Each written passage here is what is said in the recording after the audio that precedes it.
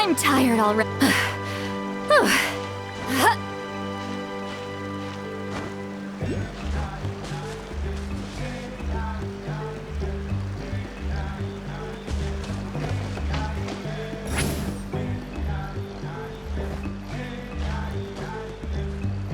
Take me up!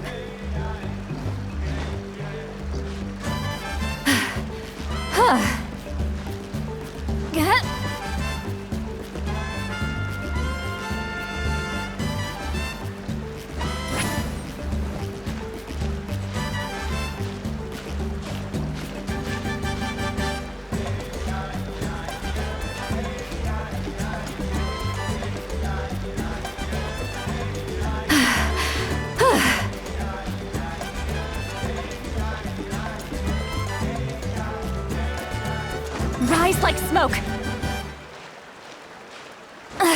I'm tired already.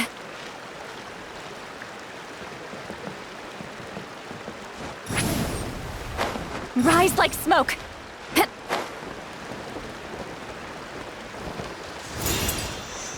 Rise like smoke!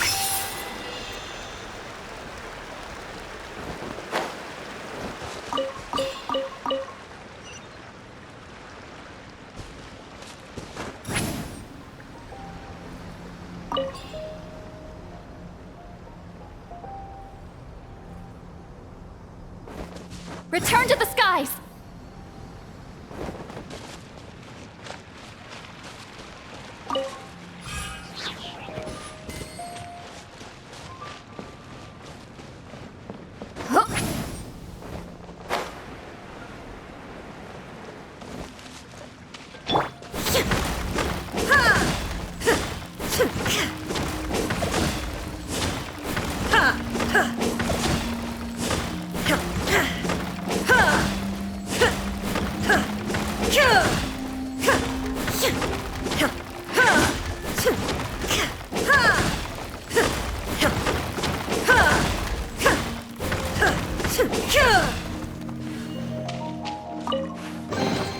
But a momentary distraction.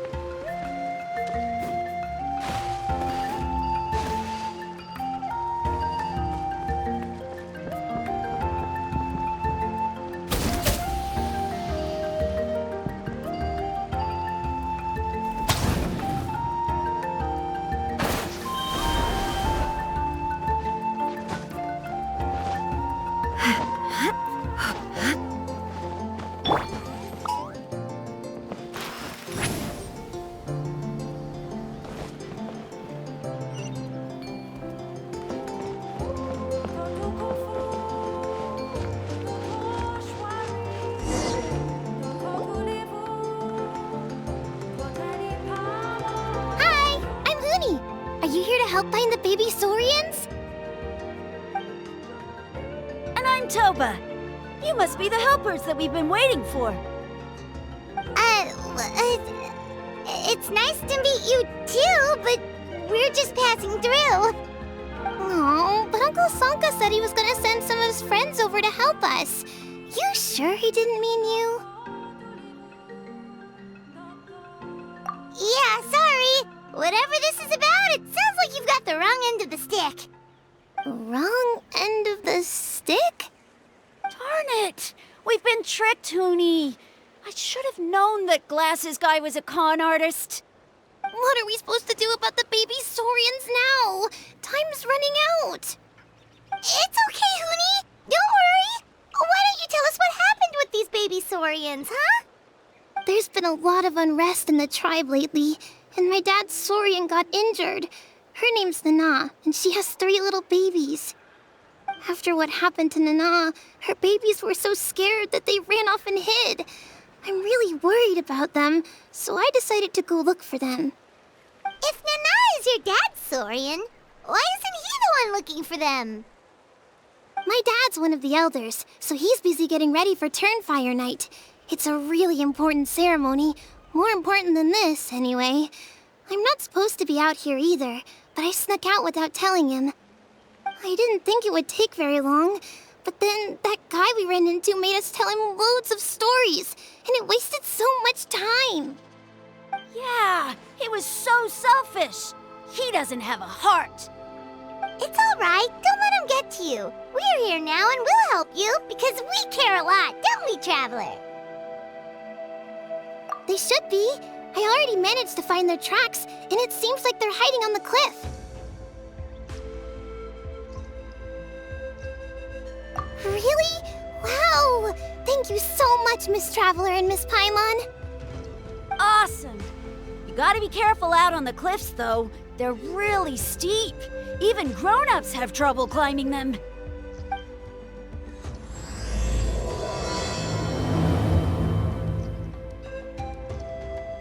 Huni said the baby Saurians are on the cliff, so let's find a way up.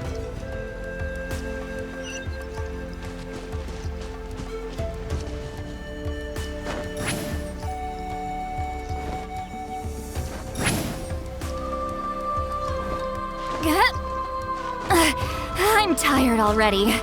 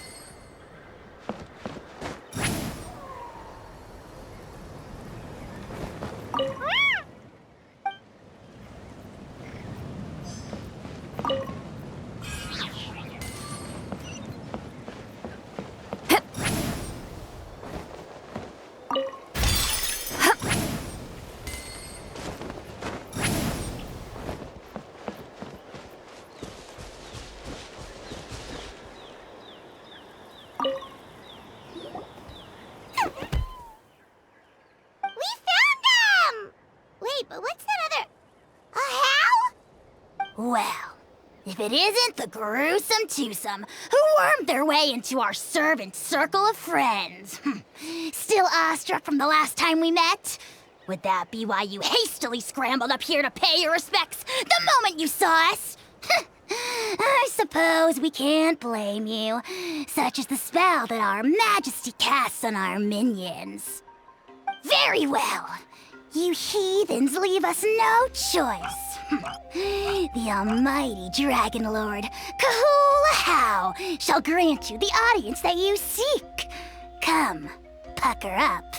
You may now kiss our feet. Wait, aren't you like Kenichi's sidekick? What the heck are you going on about? You're somehow managing to be even more annoying than the last time we met. Silence! Who are you calling sidekick? We are the Dragon Supreme, sovereign ruler of the Nation of Flame. We shall have you know that last time, were it not for Kenichi's earnest pleading on your behalf, you would have received not a single word of mercy. Oh, come on. You talk big, but Kenichi clearly has you under lock and key.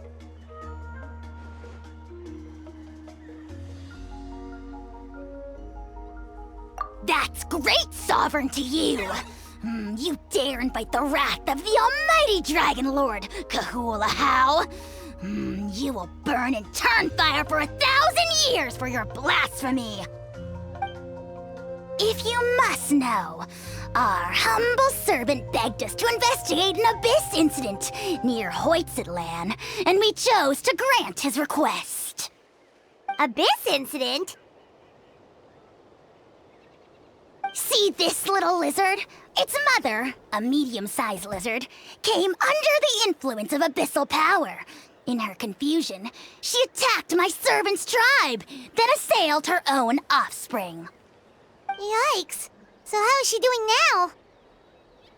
She was but a lowly bug fighting against the power of the abyss. Naturally, she has departed for the Night Kingdom. Such a fragile creature. Apparently, she ended her struggle by leaping from a cliff. Leaping from a cliff? My dear anemic flying ant, as addled with questions as your head may be, please keep them to yourself and wipe that absurd expression off your face. We are the almighty Dragon Lord Kahula-How, not a wish-granting fountain. Anemic flying ant! Cute! Just you wait. Two can play at the ugly nickname game. We sense a faint abyssal energy. An evil sorcerer must be lurking nearby, but they are well hidden. If you encounter any suspicious outlanders, be sure to give them a robust interrogation. Suspicious outlanders? Wait, are you mocking us? Ha! How dare you cast aspersions on your ruler, heathen! You're just lucky that our servant has such vile taste in friends! Otherwise, we would beat you black and blue, and then purple, then black again! If you're not here to kiss my feet, then get out of my sight. Do not impede the work of the almighty Dragon Lord, Kahula-How!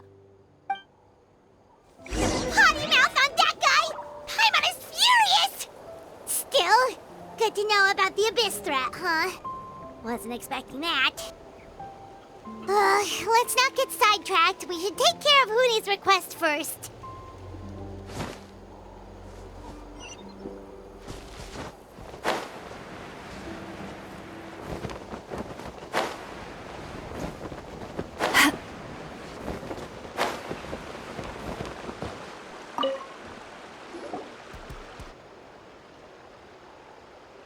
Wow, you're back already?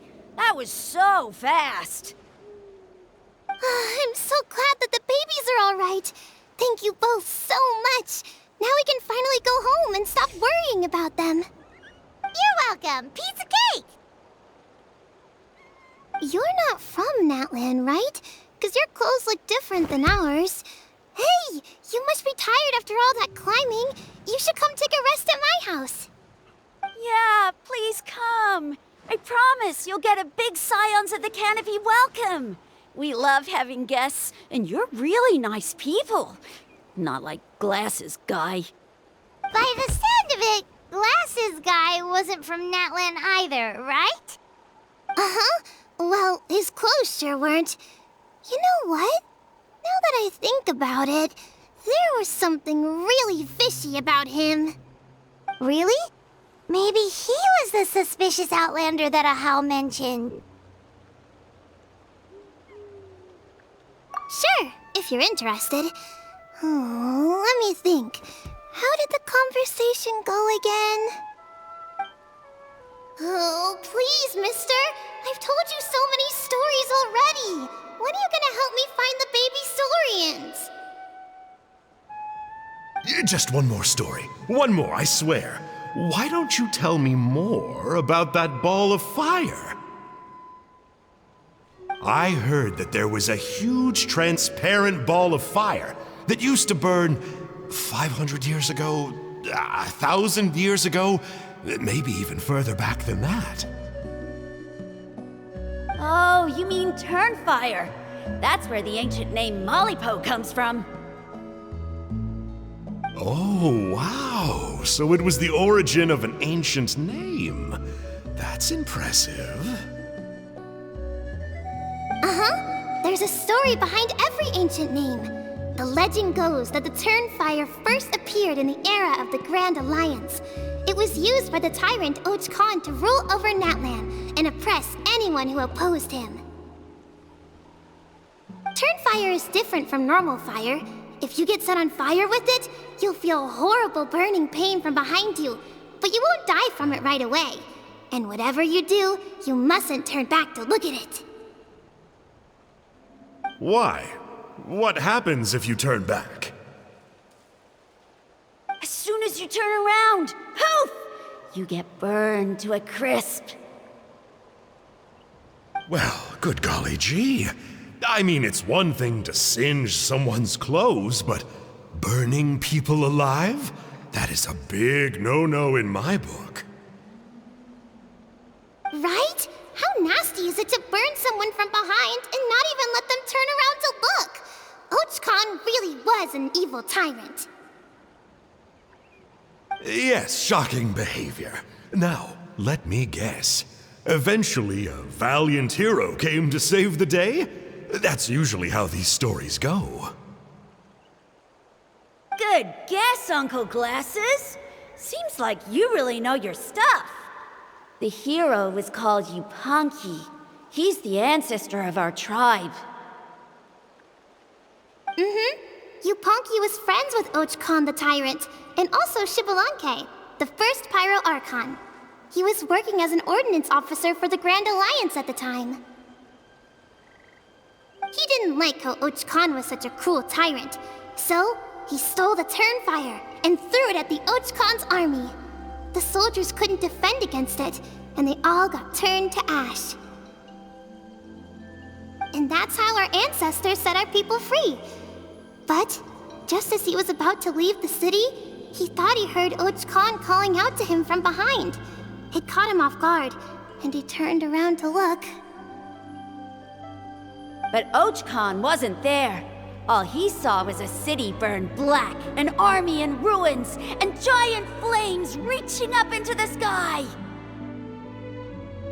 A split second later, the flames he saw burst out from inside his eyes and swallowed him up. All it took was a single glance. As soon as he looked back, he was burned to a crisp. The question is, was this the price he paid for stealing the Turnfire, or the price of turning back? Nobody knows the answer, but the fire that consumed Yupanqui burned more fiercely than any other. It burned for 100 days until it burned a hole right through the ley lines. And then, the flame dropped into the deathly dark Night Kingdom, where it still burns to this day. The grown-ups say that it lights up the path that leads to the next life.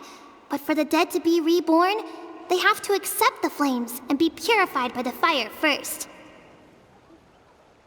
It's like a final look back at your life, where you have to answer for everything you did. Anyway, that's the story of Yupanqui's Turnfire. Ah, a fine parable indeed. So, is it true? Is it really possible to find this fire in the Night Kingdom? I don't know. I think it's just a story. Either way, I assume this name has been passed down in your tribe ever since? Sure has. It went to Burkina, the hero that we celebrate on Turnfire Night. But that was 500 years ago. Yeah, and now belongs to Kanich. So we often call him Malipo Kanich. Kinich, huh? All right, Uncle Glasses, that's enough stories. Now can you please go find the baby Saurians for us like you promised? I would, but doesn't the legend of the Turnfire teach us not to look back? Let's not go dredging up the past. Tell me more about this Kinich guy. One more story, I swear. Starting now. No? Careful, Toba. You look dangerously close to cursing me out right now. Tut tut, we can't have that. Cursing is for grown-ups only. Uncle, you'd better not be trying to trick us, or the Turnfire will get you when you die. How would it get me if I'm outside of Natlan? Uncle Glasses isn't from here, you know. Unlike you. Huh? Wait, is that?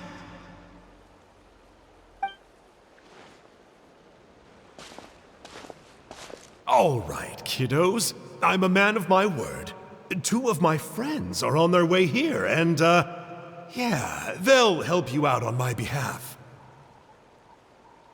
Work them like dogs, okay? That's what they're here for. Don't go easy on them just for my sake. Really? Well, first, can you tell us your name? We met at the foot of this cliff, so beneath the peaks, let's go with Sanka. Seriously? If you don't believe me, turn around and see for yourselves. They're right behind you. Huh? Where? Oh, wait! Uncle Sanka, where did you go? Yeah, definitely a fishy character. It sounds like he was digging for info about the ancient names. Yeah, and not only that, but he betrayed us too. He'll pay for this. All he got out of us was some stories, though. What's the worst that could happen? Traveler, maybe we should go tell Kinich about this. Ahau says he's investigating it, but he's a bit of a loose cannon. We probably shouldn't take him at his word. Huh? You know Kinich? Not very well, but we have met him before, and one time we had a meal together. Aw, man, I'm so jealous. I never even spoken to him. He's so cool. He's the Saurian hunter, and he has a really awesome ancient name. Me neither. I don't think my dad really likes him, though. He always tells me to stay away from him. Probably because of that little creep he always hangs out with. He's nasty, and he's so full of himself. Oh, the creep who calls himself Kahul Ahau? Yeah, we've had the pleasure of meeting him too. He sure loves pushing people's buttons. Exactly. I don't know why Kinich partnered up with him. Why didn't he pick me instead? Uh-oh. Huni, look how late it is. We've been out way too long. We better get home now or we'll get yelled at. Oh, yikes. You're right. Okay, well, this path here leads to our settlement.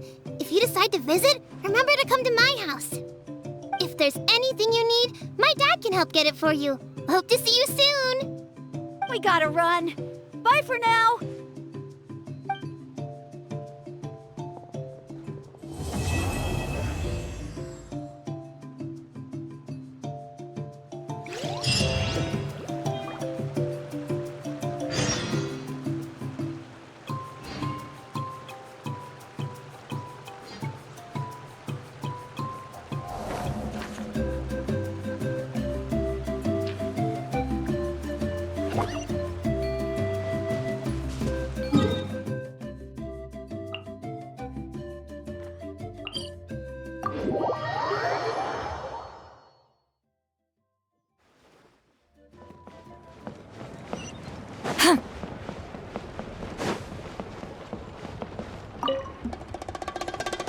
Huni, what were you thinking going out by yourself?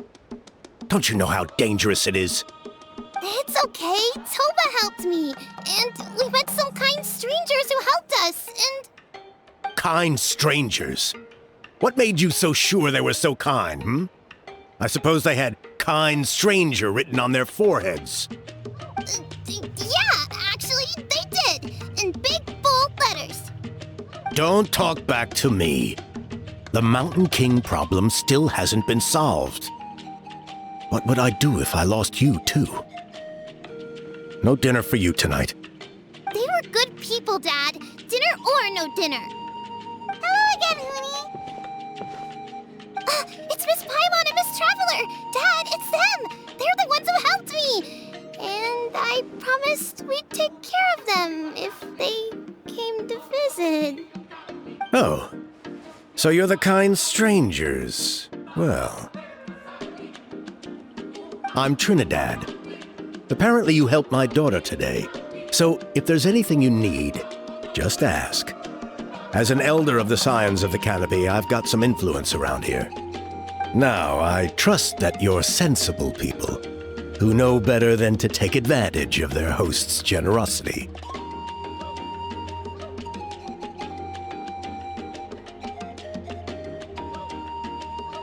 $1 million more, At least you're a straight shooter. I can respect that much. Dad, please. They're not bad people.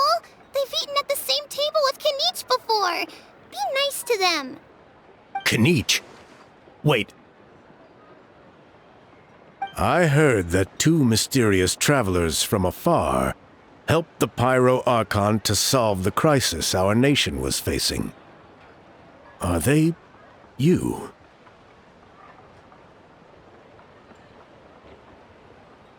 And Paimon's the other.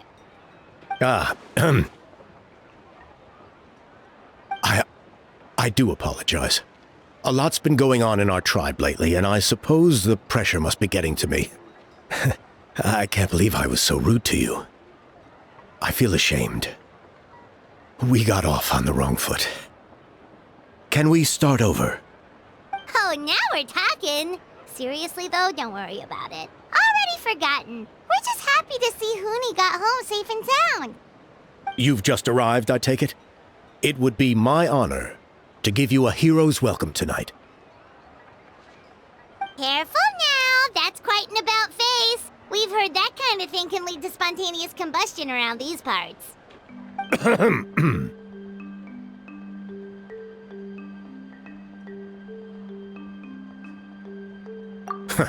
My dear traveler, you are very perceptive indeed. Go inside now, Huni. Dad's got some important business to discuss. Okay. Look after Miss Traveler and Miss Paimon. They're very special guests. Well, we'll hear you out, but we can't make any promises that we'll be able to help.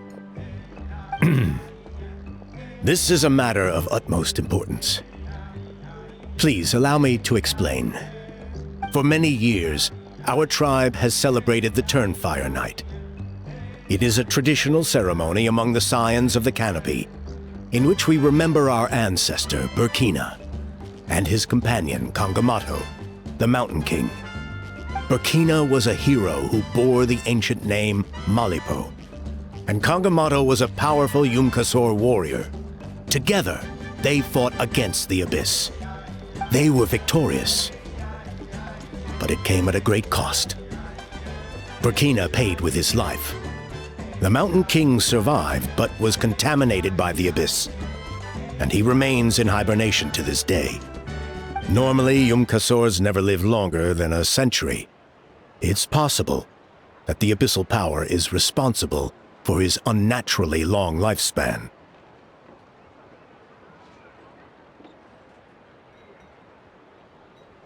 That's right. The Mountain King is a living symbol of our glory. But even this glory comes at a price. The abyssal power inside him is highly sensitive. And when it is disturbed, he awakens and flies into a blind rage, attacking anything that moves. So besides the ceremony, another important part of Turnfire Night each year is cleansing the abyssal power inside the Mountain King, so that he will remain sound asleep. even though you helped us to solve the Abyss crisis. The destabilizing effects of the disaster have made it increasingly difficult to keep the Mountain King in hibernation.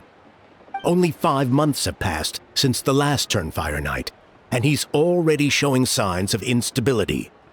Has he woken up again? He has. We managed to contain the situation by performing a makeshift ceremony right away. But it was a close call.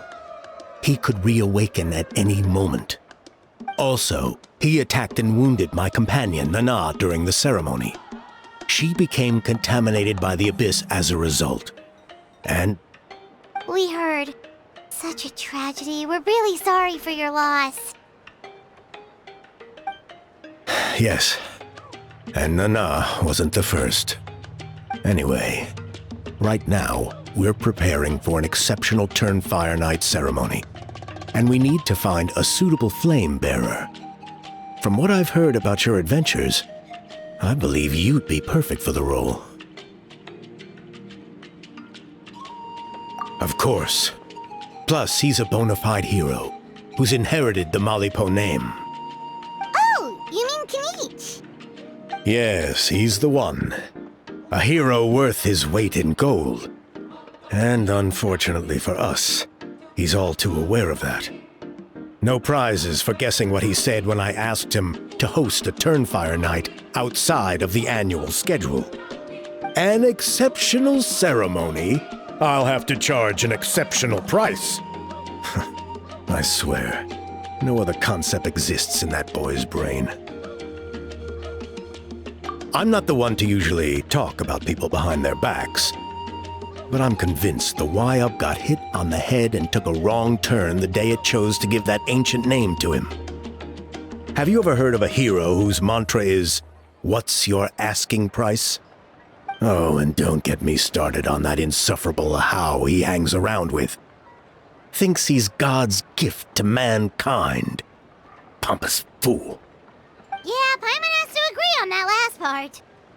Anyway, the fact is, the ceremony can just as easily be done without him, as long as we find someone else.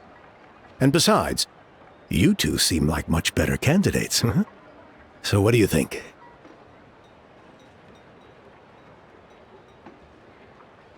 You will gain the respect and friendship of the Scions of the Canopy, something no amount of Mora can buy.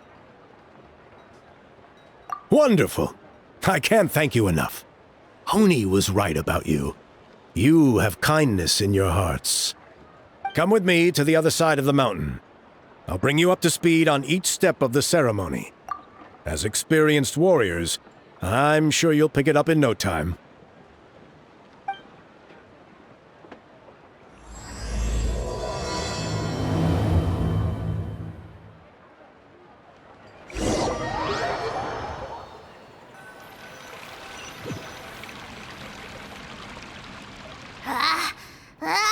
Achoo! Curses! Who dares insult the great Kahula How behind his back? Oh, great Kahul Ahau, bless you. Shut your filthy mouth, worm of the abyss! Your putrid words defile the air we breathe. You make the almighty Dragon Lord, Kahula How, sick to the stomach! Speaking as a member of the Abyss Order, that's music to my ears. Exactly the kind of reaction we're going for. But on a personal level, I gotta say, it's pretty hurtful. Ugh, never have we heard such brazen blustering from someone who is inches from death! Up yours, Four Eyes! We spit in your face! Okay, well, that I am at a loss to explain. How do I manage to stay so chirpy and cheerful? I can only guess it's some kind of powerful magic. But I digress. Mr. Kinich, I admit it, you, sir, are a legendary hunter. Still, the only reason you caught me is that I was reluctant to run away. You see, I'm very interested in the lore of your tribe.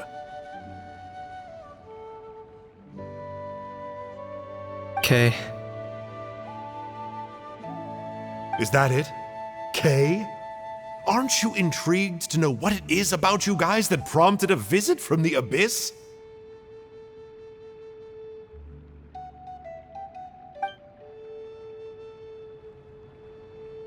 It's the extreme sports! The other day, I narrowly avoided getting hit by a very brave soul who just leaped off a cliff. I think you call it bungee jumping? Anyway, I was very impressed. That is what I call embracing the spirit of adventure. Look, I even did a painting inspired by the bravery and freedom of the Scions of the Canopy. You scum-sucking swine! Ugh, I swear, if you go bungee jumping, it'll be without a rope! Head first off the tallest cliff, with a band of hunters on your tail, and nowhere left to run, and a bottomless cesspit waiting for you on the ground. You say that, but I get the sense that Mr. Kinich isn't planning to take my life right now. On top of that, I'm tired of spying on you from afar. So why don't we just negotiate a comfortable operating distance that works for both of us? I've heard that the most important thing in human relationships is to respect each other's boundaries. What do you say, Mr. Kinich? Or you could tell me what it is you're really after. What? And then I'll name my price.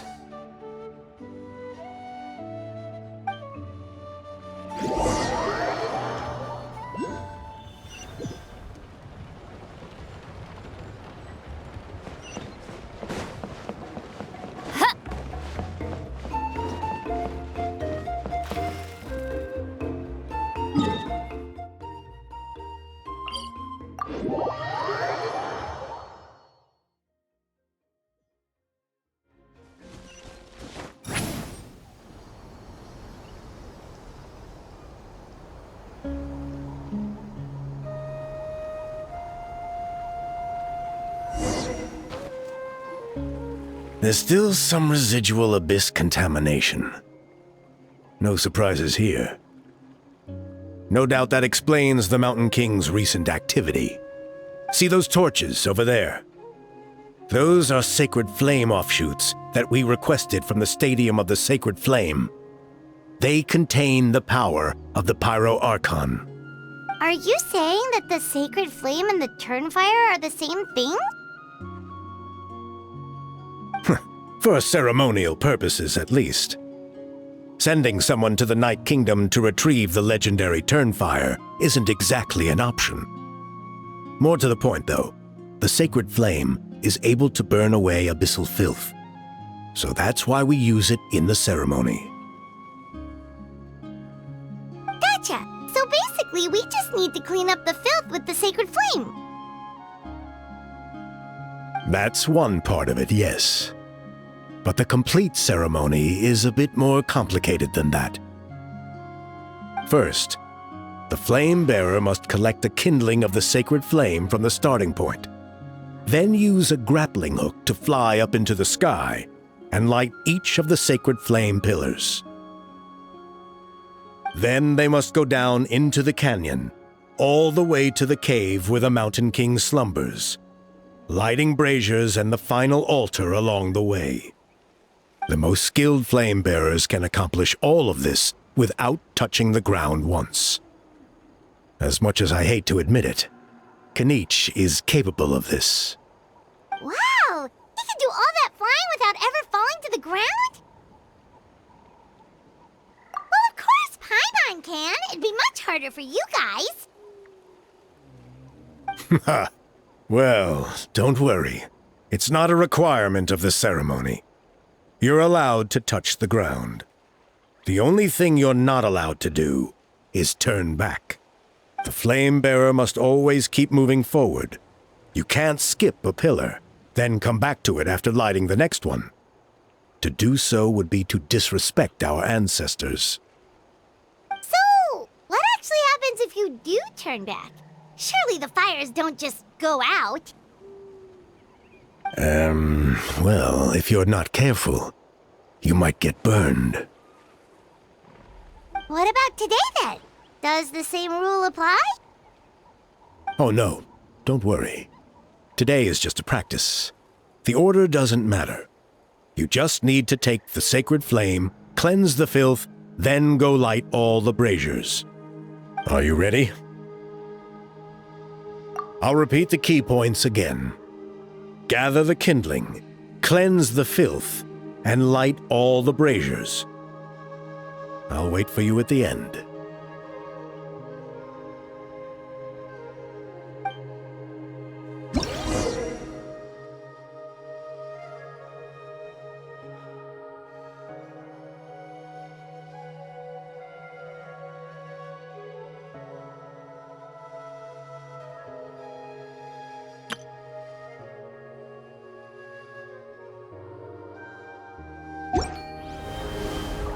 Here's to a life where the drinks keep flowing. Alright, let's use this kindling to complete our mission. There's abyssal filth over there. Let's burn it away with the sacred flame.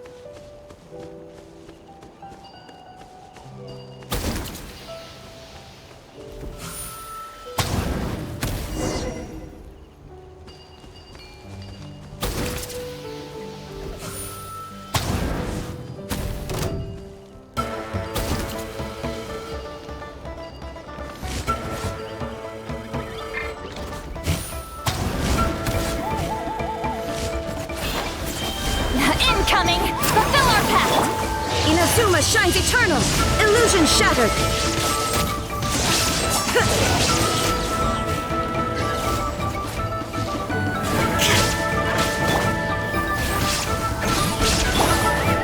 Shine down!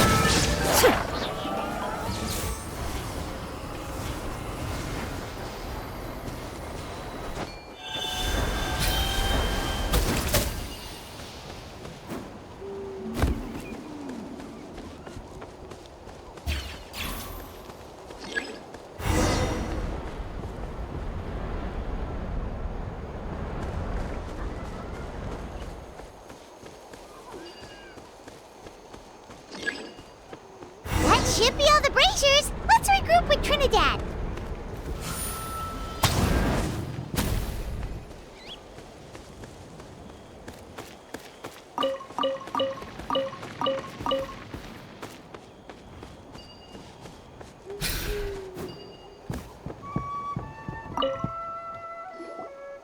I knew I was right about you. You have outperformed all of our previous candidates.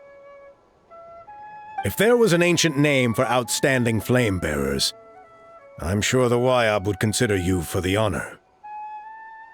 Yeah, although it would probably take Paimon quite a bit longer. All right. Now there's still a few days left until the ceremony. I should get back so I can inform the chief and the other elders that I have found the flame bearer we need. Oh, you mean they've still got to sign off on it? Some of them are still hoping we can come to an agreement with Kanich. But that's only because they haven't seen you in action. Still, I'm the one responsible for securing a flame bearer. And my recommendation is you. Just for Paimon's own peace of mind, are you sure it's not going to be a problem having Outlanders take on such an important role in your ceremony? See that place over there? There was a time long before the age of Burkina and the Mountain King, when we Scions of the Canopy called that our home. After a period of upheaval, our ancestors were forced to move away. Now it has become a place where our youths go to develop courage and kindle a spirit of adventure. If we failed to keep the threat posed by the Mountain King at bay, it might not be long before we have to move again and find a new home. So to answer your question, I think everyone will agree that you are the right choice. Fair enough. Desperate times call for desperate measures. I'll need you to drop by my place at some point before the ceremony, if that's all right. There are still a few final details that we need to discuss. Okay, see you later then. You have my gratitude. We've helped out with a lot of other local festivals before, but this one feels a little different. Anyway, let's take a break before heading back to Trinidad's place.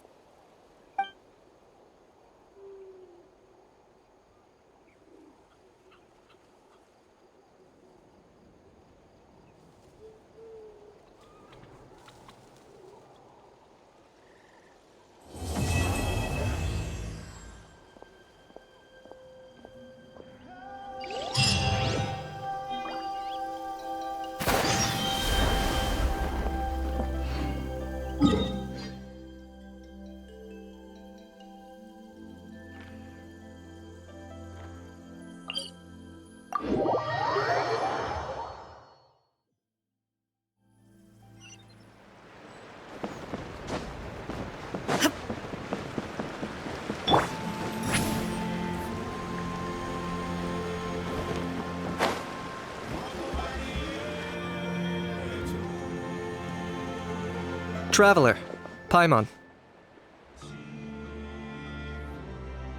Kanich! Fancy meeting you here. We've actually been looking for you. I'll get straight to the point. I hear you accepted a proposal from Elder Trinidad. Oh, the, Turnfire Knight, you mean. You were still his first choice. It's just... Oh, jeez. It's not what it looks like, promise. Chill, it's cool. I only mention it because there's something you should know, and I suspect Elder Trinidad hasn't been completely forthcoming with you. His true intention is to resolve the Mountain King problem once and for all. Once and for all? You mean this'll be the last Turnfire Knight ever? That's right. He wants to use you to send the Mountain King to the Night Kingdom. To the Night Kingdom? You mean... To his death. Whoa! Are you serious right now? You shouldn't go blurting out accusations like that. It could get you in trouble. Too blunt? Okay. I'll phrase it more gently. There is potentially a possibility that Elder Trinidad may be hoping that during the course of the ceremony, you kill the Mountain King dead. But that's ridiculous. He told us the Mountain King is a living symbol of your tribe's glory. And that glory comes at a price. Oh, that's right. The Mountain King is a living symbol of our glory, but even this glory comes at a price. Ah, yes, and Nana wasn't the first.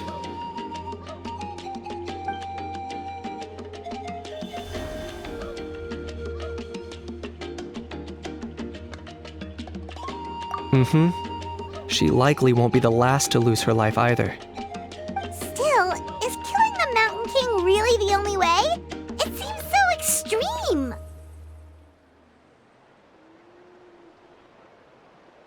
The Mountain King is a unique case when it comes to abyssal contamination. It's eaten away at him for so long that it has consumed him entirely, and the damage is irreversible. That evil power has both driven him insane and kept him alive over the centuries.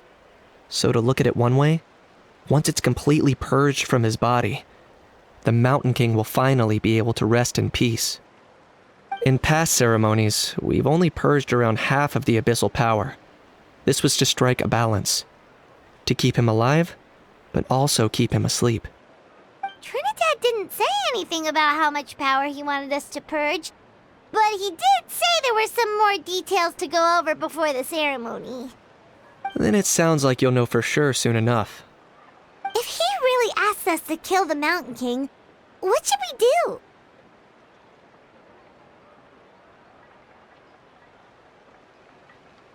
I know this must come as quite a shock, so I suggest you act like you didn't hear anything for now.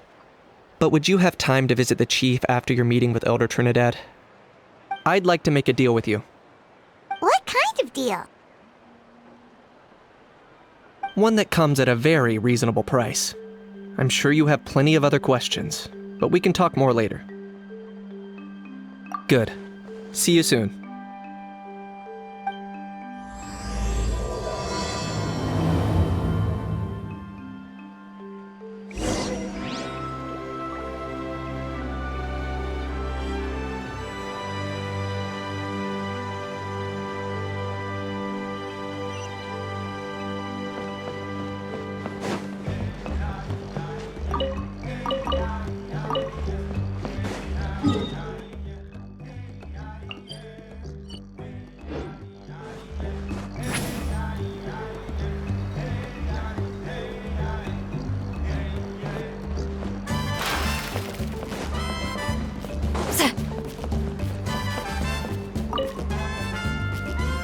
Ah, mighty Outlanders, you have returned.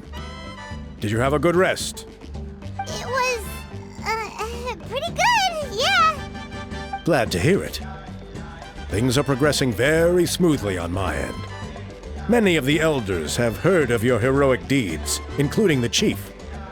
They all speak very favorably of you. There are still those who insist that the ceremony should be performed by the bearer of the Malipo name. But they're just stuck in the past. We need to move with the times. Plus, Kanish doesn't want to do it anyway. Exactly. So now, it's time for us to discuss the finer details of the ceremony. We covered the firelighting part of the proceedings yesterday. The next part is the purification of the Mountain King.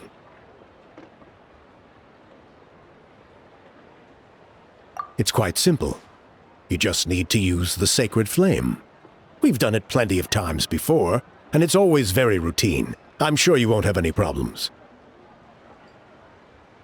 One point I'd like to stress, though, is that you need to burn away as much of the abyssal energy as you possibly can. The more we dispel, the longer the Mountain King will remain asleep. Asleep, huh?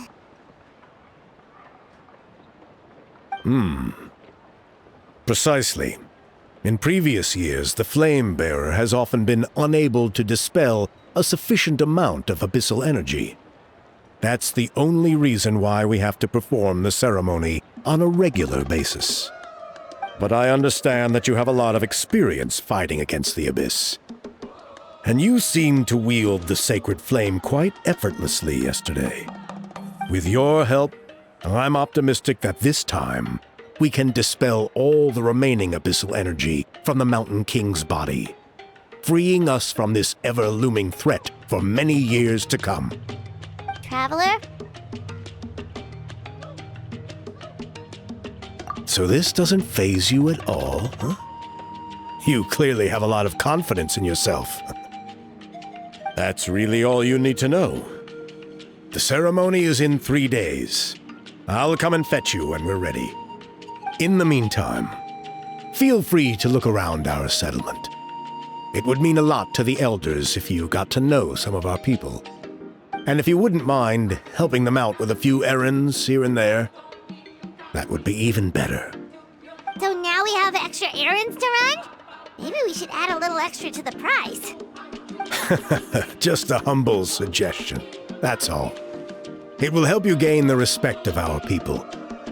And as a mighty hero, I truly believe that's what you deserve.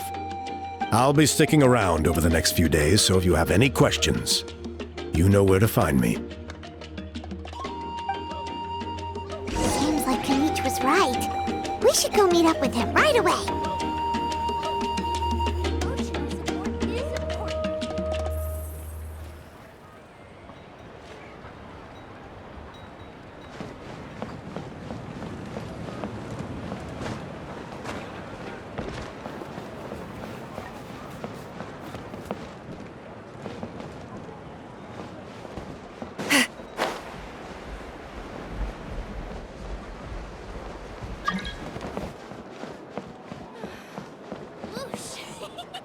No one can catch me.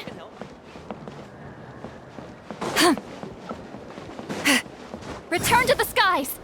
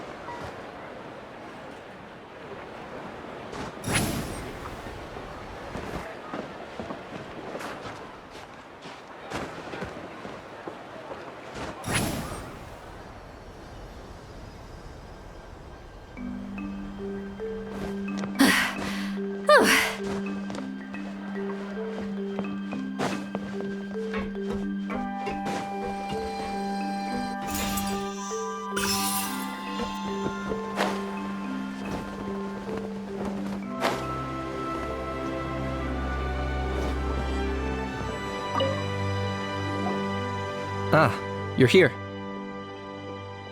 Kanich, Elder Trinidad said that. I can tell. It's written on your faces. Was that the Traveler in Paimon? Forgive me for not being there to welcome you on your arrival. That should have been my duty as chief. Hello, Chief Waina. I only heard the news from Trinidad yesterday, so I asked Kanich to invite you over for a quick chat. I believe Kanich has already filled you in, so I'll get straight to the point.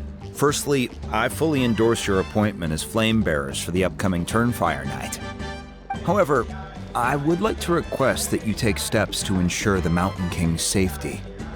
Every child of our tribe grows up hearing the tales of our heroes, from Yupanqui the Firebringer to Burkina and the Mountain King who fought against the Abyss. This is our history and our heritage, the source of our pride and the center of our faith. To kill the Mountain King would be to destroy our spirit. I would never be able to face our ancestors in the Night Kingdom. Nana's death was a great tragedy, and I do not blame Trinidad for the actions he has taken. Nevertheless, I cannot allow any harm to come to the Mountain King. The very roots of our identity are at stake. My honored guests, please give this matter your serious consideration. Perhaps there is, but despite all our attempts to contain the situation over the years, we've not found it. Right now, I should like to hear where you stand on this matter.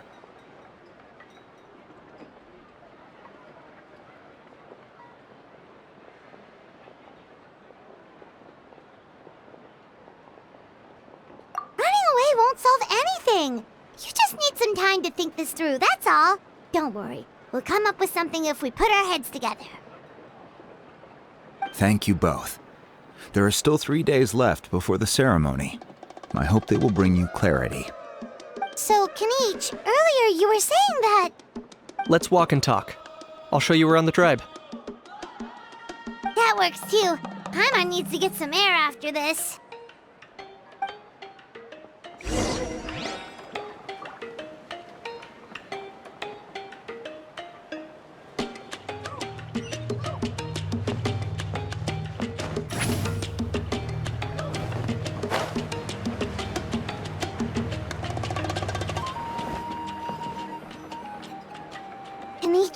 Paimon finally understands why you turned Trinidad down. You knew what he was planning, didn't you? That's why you didn't want to be the flame bearer this time, because it's a double-edged sword. The whole Mora thing was just a sneaky excuse. Double-edged sword is right, but my response wasn't merely an excuse. To solve this exceptional problem, an exceptional price must be paid. I'm working on it. Really? Well, come on then, let's hear it! In a moment. Didn't you have a question you were about to ask me? Oh yeah. What was it again? Oh, right! We need to talk about How. He's completely unhinged. I agree that he has a problem. He needs disciplining. So, I hired him a teacher. You got him a teacher? Oh, Paimon would love to see him get scolded for bad behavior. Anyway, moving on. When we ran into a How, he said you two were investigating some abyss thing together. Is that related to the whole Mountain King situation? Yes, that's the angle I've been working on. I'm a Saurian hunter, but I occasionally hunt the abyss too. One time, I was pursuing some purple demonic dogs when I accidentally entered a hidden space. I did some research after the fact. Apparently, they're known as beastly rifts, and there are many of them of all different sizes. That's where those purple dogs were coming from. So, if we can locate one of these beastly rifts, clear the monsters out, and move the Mountain King inside, he'd be able to continue living, but without posing a threat to the tribe. Whoa, that sounds kinda crazy. Would it really work? It's not without its risks, of course. There's a lot of unknowns in the equation. For instance, for all we know, a prolonged period inside the rift could make the Mountain King's condition worse. Still, we desperately need something like this, even just as a temporary measure. You've seen the conflict the issue is causing in our tribe for yourselves, and believe me, it's been a long time coming. The chief is adamant about keeping the Mountain King alive, whatever happens. Paimon can understand. It's less about the Mountain King and more about preserving your culture and heritage. Yes, but on the flip side, you've got people like Elder Trinidad, who is more concerned about protecting the people he cares about, now and into the future. And he has every right to take that view. It's one thing to try and preserve the last remnants of a glorious past, but making your kin pay the price for it? No one can seriously tell them that's a fair trade. You're right. There's no easy answers here. Let's leave that to one side for a moment and assume we go with your plan. How do you actually intend to find one of these beastly rifts? Because at least in our experience, the dogs open the rifts when they want to attack us, not the other way around. I think I know a way. You have any better ideas? Not at the moment, but it just feels like using the power of the Abyss for our own ends isn't gonna end well. After all, the Abyss is what turned the Mountain King into a monster in the first place. People are gonna think you've lost your marbles. If it doesn't end well, then that's the price we pay. Everything in the world comes at a price. Even when Yupanqui the Firebringer stole the Turnfire, it cost him dearly. The Mountain King's erratic outbursts have brought tensions within the tribe to a boiling point. Unless this gets resolved quickly, everyone will be stuck in a stalemate. Alright, so what's this deal you wanted to make with us? We're hardly experts on exploiting abyssal power. All I need you to do is keep people away from me. I'm getting harassed on a daily basis by people trying to convince me to be the flame bearer. I can't afford to waste all my energy dealing with them. If you help me out, there'll be a gift for you in return. Ooh, what kind of gift? Something well worth your while, I'd say. Just keep doing what you've been doing. Ingratiate yourself with the tribespeople, so everyone comes to terms with the fact that we have a new flamebearer. That way I won't have an endless stream of people coming to beg me to join the ceremony, and I can focus on finding a way to summon the beastly rift. Then, when the day of the ceremony comes, we'll move the Mountain King into his new home. Still sounds pretty crazy. Even for a daredevil like you, that's dangerous. And even if it works, what if neither Chief Lina nor Elder Trinidad are happy with it? Have you thought about what you'd do then? At least the two of them would finally be on the same side of the issue, leaving only me on the opposing side. The tribe needs leaders like them far more than a Saurian hunter for hire like me. Huh. Can I take that to mean we have a deal? For sure. And who knows, maybe we'll come up with an even better solution to all of this in the next couple of days. Great. Well, for the next couple of days, please spend some time among the tribe and lend a hand wherever you can. I'm sure everyone will be swept off their feet when they meet our new flamebearer. Good luck to us both.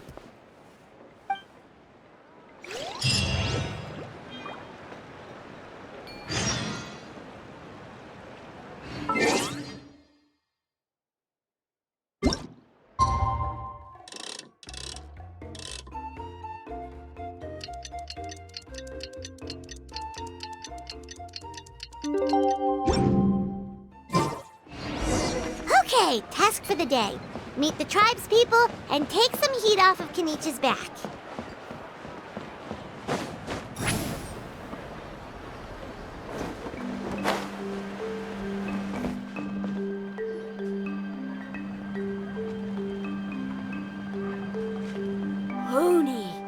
How can you call the Mountain King a monster?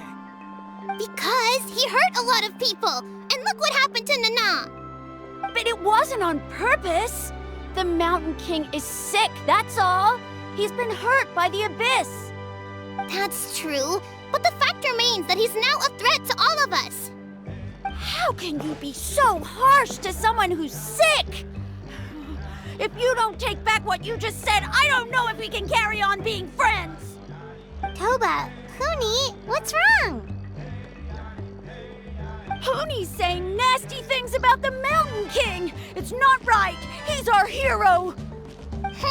Once upon a time, maybe, but not anymore.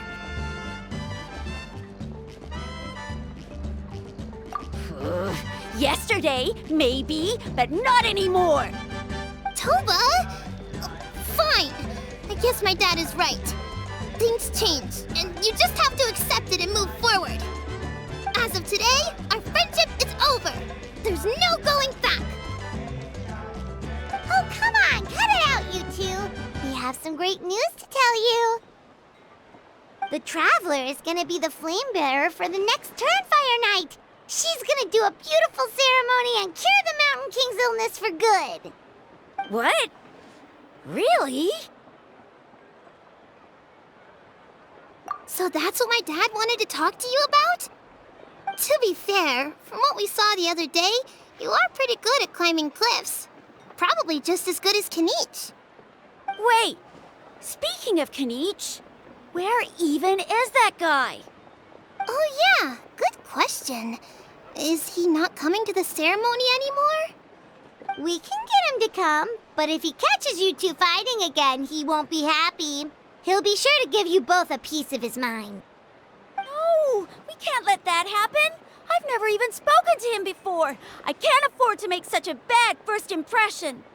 I didn't mean to argue with Toba. All I said was that the Mountain King has done some pretty bad things. He was the one who turned it into a fight. Yeah, if you weren't friends, there's no way Toba would have come to look for the baby Saurians with you. All right. Well, because it's the Traveler and Paimon and Kanich, I'm sorry, Toba. I'm sorry for all the mean things I said about the Mountain King. Dad just really misses Nana, and I was really upset that she's gone, too. Huh? Oh. I shouldn't have spoken to you the way I did either.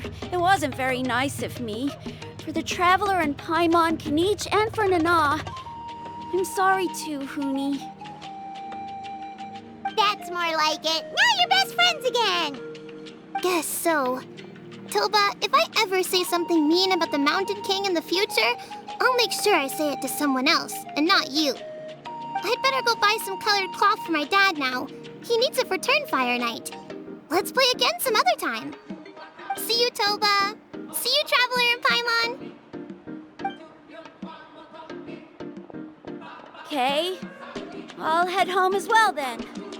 See you next time. Okay, take care, you two. Even though they said they're sorry, it looks like their friendship isn't as strong as it was before. Let's just hope we can solve this once and for all. Come on, let's move on.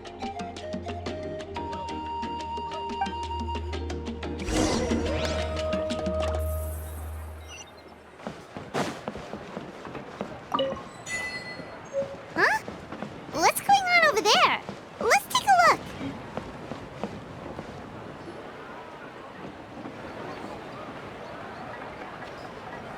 Hey there! What's happening here? A rehearsal for the Turnfire Night dance. Ooh, there's a dance involved? Paimon wants to learn too! You don't know it? Ah, I guess you're not from these parts, huh? It's rare to see a new face around the tribe these days. I thought everyone would be keeping away. Why do you say that? Because of the Turnfire Night, of course. The Mountain King could wake up at any time. That's why we're holding an emergency ceremony. This isn't one of those fun and games festivals. For outsiders, it might even be a little dangerous. Well, did you know that the Flame Bearer this time is actually gonna be an outsider? Oh, I did hear about that. It's a first for sure. I would have loved to meet them in person. What? Oh, it's you? Man, oh man. Well, this is a nice surprise. It's funny. I was just thinking that I'll probably miss out on meeting the new Flame Bearer since I'm not taking part this time around. Then suddenly, there you are. Must be my lucky day. You're not taking part in the Turnfire Night? How come? You're not an outsider too, are you? You must be joking. Watch this.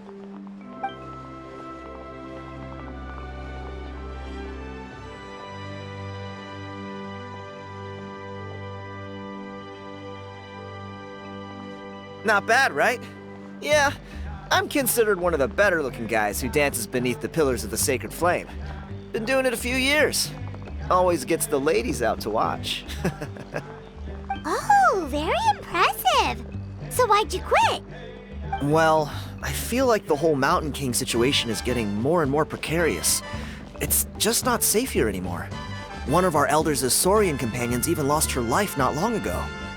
The question is, what are we gonna do about this in the long term? But our leaders don't have any answers for us. They're probably too busy fighting about it amongst themselves. The way things are going, it's only a matter of time before it gets violent. So I figured, you know what? Now's as good a time as any to get away for a little while. Go do some exploring. You look a little disappointed. Disappointed? Nah, it's a great opportunity to go see the world. As every male scion of the Canopy knows, wherever you are and wherever you go, the only way is forwards. We take pride in that. I won't forget my roots.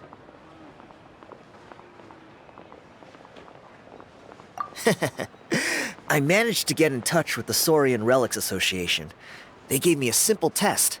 Find a decent quality relic, and they'll make me a member. What's the Saurian Relics Association? You've never heard of it?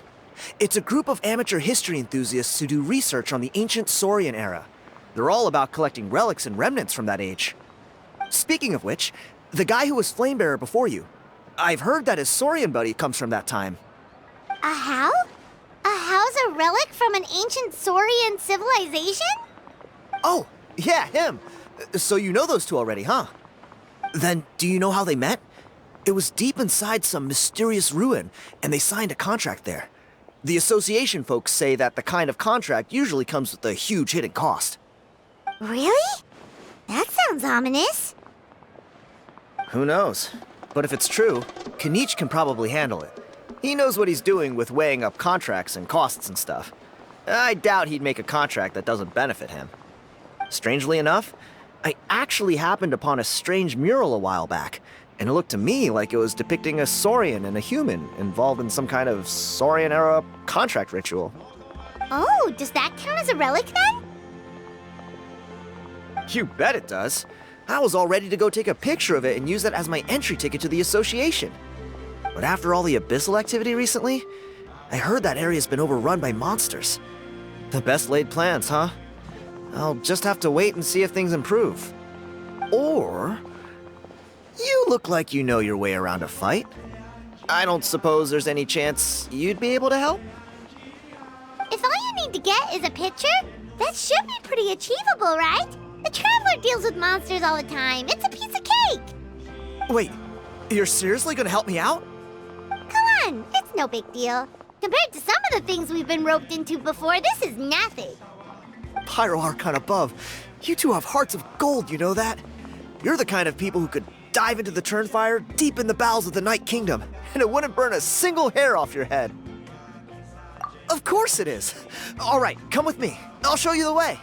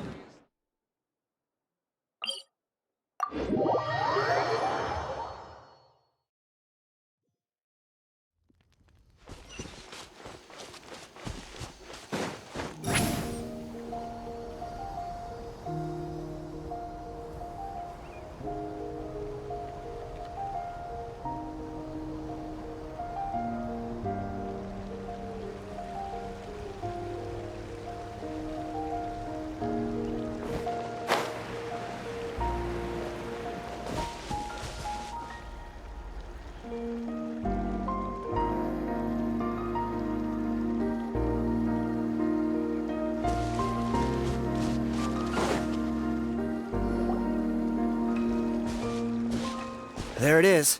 It's inside these ruins. As you can see, the place is crawling with monsters. Alrighty then. Stay back and take cover, Tiago. This could get dangerous. We'll take care of them. Great minds think alike. I'm not about to cramp your style.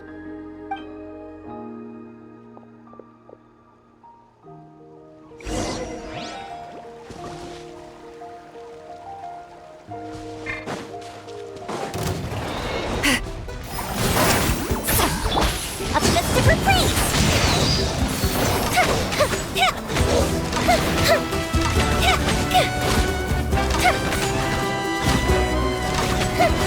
Get to work! Torn to oblivion! There is no escape!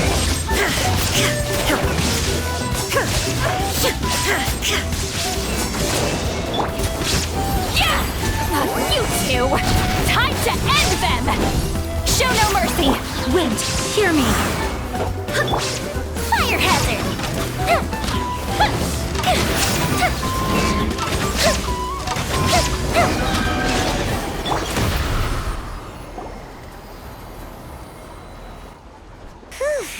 That should be the last of them.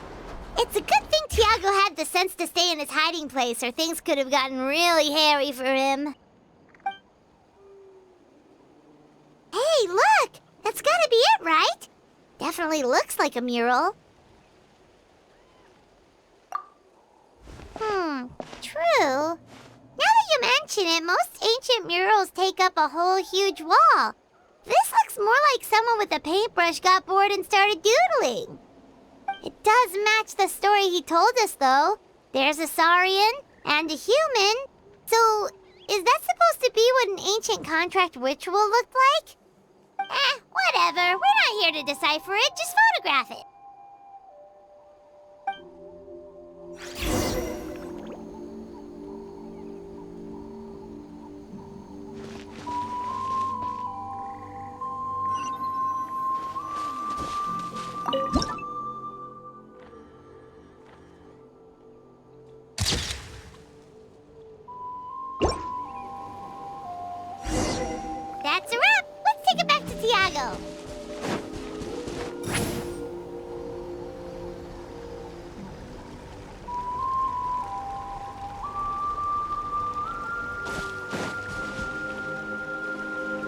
You've been robbed?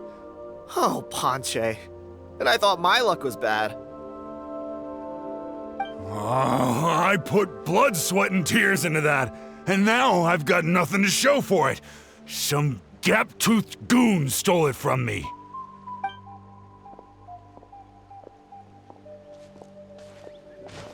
Tiago, is this the picture you were looking for? Let me take a look. Yep, that's the one. Pyro Archon above, you two are superhumans. Hey, Ponche, come and say hi to these guys. They're gonna be the new flame bearers, and they're tough as nails. Wait, are you the Traveler and Paimon? Huh? You already know each other? I don't think so. My nephew Toba's been telling everyone about you. He says you're crazy strong, super friendly, that you helped him out, and that you're gonna be our flame bearers this Turnfire night. Oh, so you're Toba's uncle. Great to meet you, sir. Sounds like we managed to make a bit of a name for ourselves. Toba's not wrong, my friend. These two are honestly some of the nicest, most genuine people I've ever met. Everyone speaks incredibly highly of them. Seriously. If you're comfortable telling them about what happened, I guarantee you they'll sort it out in no time. Really? All I want is to get the fruits of my labor back. Allow me to explain. Ponche is a well-known scholar within our tribe, author of the widely acclaimed book, Yupanqui's Turnfire. Unfortunately, the book was stolen by a treasure hoarder a few hours ago. I spent years of my life researching that book. I visited every last ruin, interviewed every descendant of every hero in our history. On the word Malipo alone, I covered at least 5 different interpretations of the meaning based on accounts from different villages. It was an unparalleled masterpiece. And now it's all gone. That little goon ambushed me during my morning walk. He snatched all of my belongings, including my entire manuscript. That book was everything to him. It's like they robbed him of his soul when they took it. Look at him. Lost and listless. He's a shell of the man he was. Dear honored guests of our clan, I am but a helpless old student. If only for Toba and Tiago's sake, please help me, I beg of you. See what I mean, Ponche? Now you've run into these two, your luck's about to change, big time. I don't know if he's still there, but come on, I'll take you.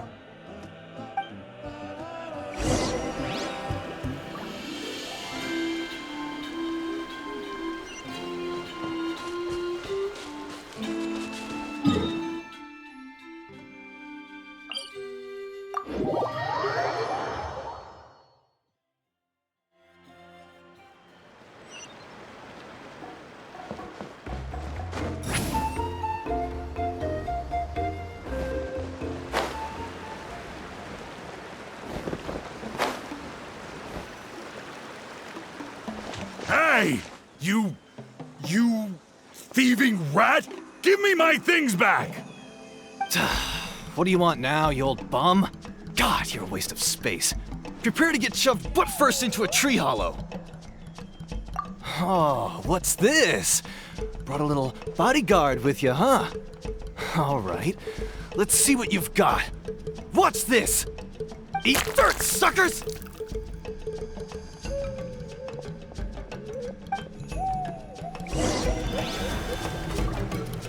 Hey, he's trying to get away! You good? Let's chase him down.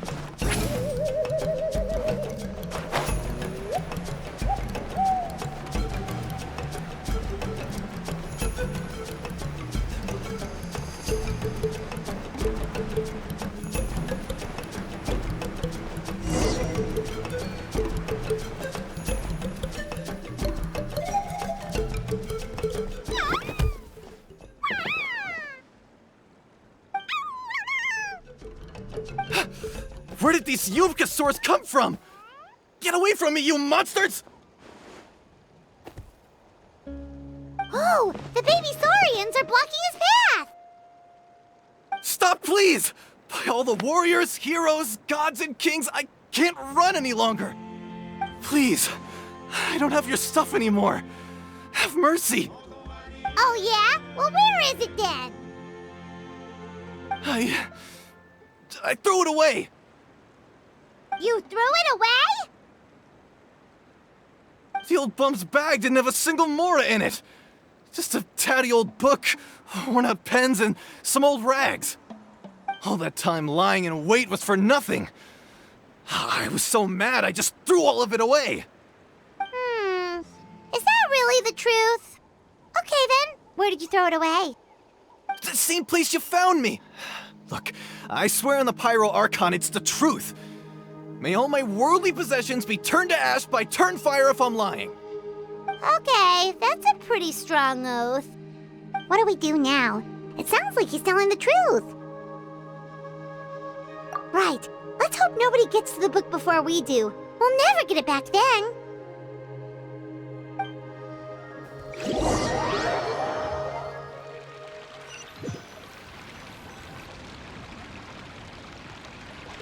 Although the Turnfire is a heroic symbol in Huitzlan, it always comes with the more ominous implication of eventual tragedy. This holds true for all bearers of this ancient name in recorded history. Each one of them died of non-natural causes, as if the specter of the Turnfire was always lurking in the background. This appears to suggest the existence of some higher power that is always watching the name-bearer, examining their actions, and eventually demanding payment in return. None can escape this payment, unless, perhaps, they could honestly swear by Turnfire to never make a single mistake in their entire life. Yuponki's Turnfire. What an incredible work on ancient name philology. I can't believe it was just lying there for me to take. Let me see, the author is Panche. Nice. A gentleman and a scholar. Silence, book muncher. The great Kahulahow will suffer your droning voice no longer. Do you truly find no joy at all in perusing such rich historical records? Joy? What joy is there in this pointless drivel? Well, it makes a pretty shocking prediction. Every bearer of the ancient name Malipo eventually meets a grisly end. Maybe that's the price you pay for the name that means price? What? You're saying Kenichi will die a violent death? So I'll finally get to take over his body? When will that glorious day arrive? The great Kahulahow demands to know! Wow, you are just irredeemable, aren't you? An agent of chaos down to the core. You make us Abyss Order folks look like saints in comparison. Silence, maggot! To presume that anyone compares your kind with the great Kahulahow is sheer vanity. And if that day ever comes, oh, your doom will soon follow. You don't need to lecture me about doomsday. Here's what I know, based on countless historical texts. All civilizations will be reduced to rubble by the passage of time.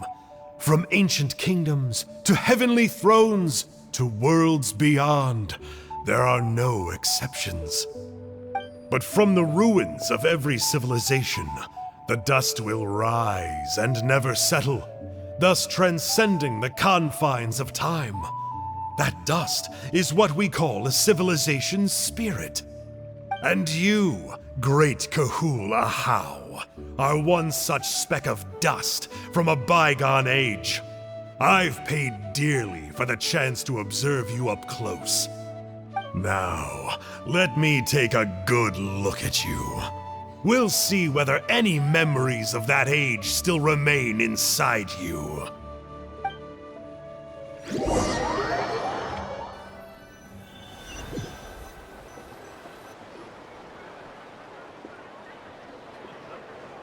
We're so sorry, Mr. Ponche, but we couldn't find your manuscript anywhere. Does that mean all of my hard work was for nothing? You gotta stay positive, Ponche. You might have lost the book, but the brains behind it are still intact. Surely you remember the main points at least? The whole reason I worked so hard to get it finished before the Turnfire Night is because I hoped that maybe it might help us find a way through these trying times. But now... well, not exactly. But I thought my research might at least be a starting point. Oh, really? So what did you find out in your research? I think the key to all of this lies in the power of Malipo. Ponche, you know as well as anyone that ancient names don't hold any real power. Symbolic power doesn't count. You're right, but Malipo may be a special case. Given that it first arose in the era of the first Pyro Archon, it might contain remnants of Xbalanque's power. Yeah, I remember that story. My grandpa told it to me when I was a little kid. Maybe you're the special case. Most kids stop believing in that stuff by your age. I'm not talking about childhood superstitions here. There is evidence. Like what? Like the fact that the Mountain King is still alive. Everyone attributes that to the power of the Abyss. But there's more to it than that. The key factor is that Burkina summoned the power of Malipo at the cost of his own life. If you don't believe me, then answer me this. How many other creatures can you think of who lived longer, not shorter, after being contaminated by the Abyss? Traveler, different situation but similar idea. Doesn't this remind you of the hilly... So, I came to the conclusion that Malipo must refer to some mysterious ritual involving a tit-for-tat exchange. It began with the first Pyro Archon, fell with the Grand Alliance, then was buried in the Night Kingdom, and now it awaits the call of its new bearer. Hey. Sorry to interrupt, Ponche, but you seem to be getting a little overexcited. I'm sorry. I was originally planning on presenting my findings to Kinich. I'd hoped he would be attending the upcoming ceremony. Sounds to me like you dreamed up one fanciful theory to support another. Kinich, what are you doing here? I more or less finished what I was doing, so I came to have a quick catch-up. Now a good time? Kinich! I'm onto something. I haven't worked out all the details, but you have to attend the Turnfire Night. So Mr. Ponche here has done a lot of research on the history of the Turnfire and thinks he might have found a way for you to solve the problem. I'll be there, Ponche. Let's go.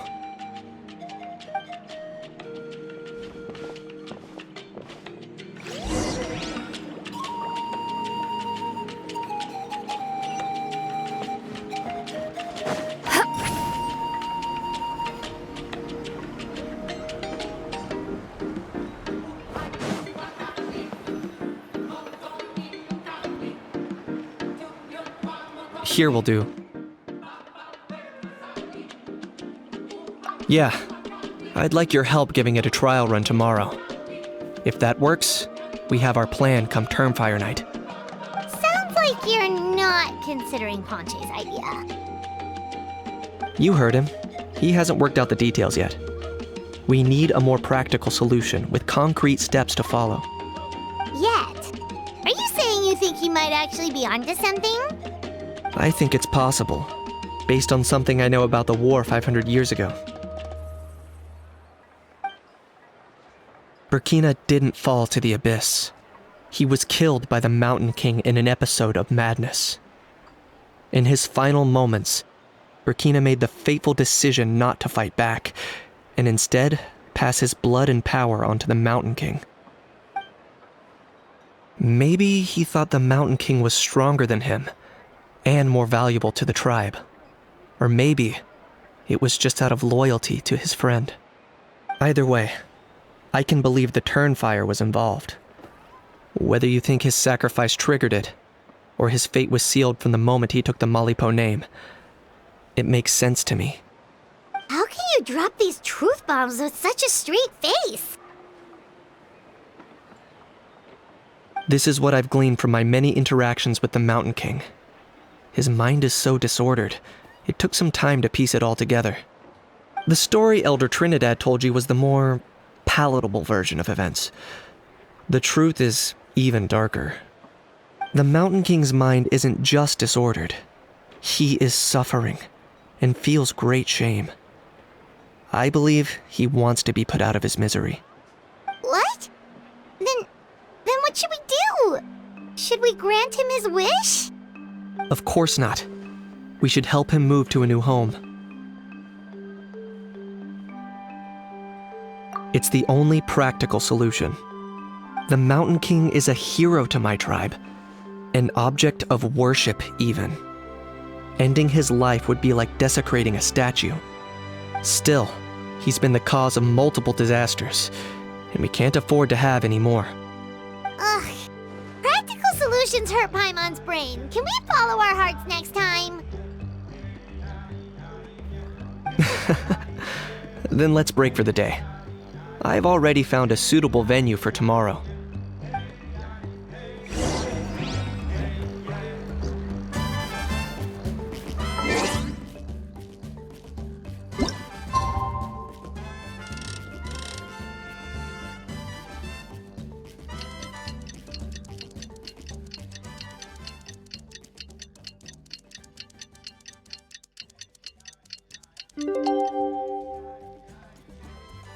I've read almost every novel from Yai Publishing House.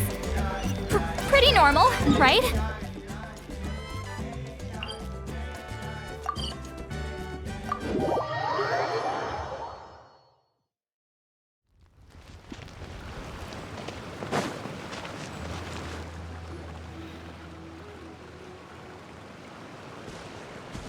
You're here. Very punctual. Oh, so the gruesome twosome come crawling back. Here to make amends after the gross irreverence you displayed last time? Very well. The almighty Dragon Lord, Kahula How, shall grant you the audience that you seek. Now pucker up and kiss our feet. Kanich, didn't you say you found him a teacher? He's just as out of control as ever! Hey! No one gets to discipline the almighty Dragon Lord Kahula How! No one! Maybe because I've never had a gentle-natured companion like Paimon to compare against. Is that a compliment? Yeah, I see what I'm missing out on now, and it's a lot. Kanich! Ugh! We could drown this measly flying ant in one droplet of spit! How dare you compare her to the almighty Dragon Lord Kahula How! Oh, just wait till I possess your dead body! I will commit heinous atrocities! Tear down your legacy! Destroy your reputation! Wreak havoc on your... Ugh!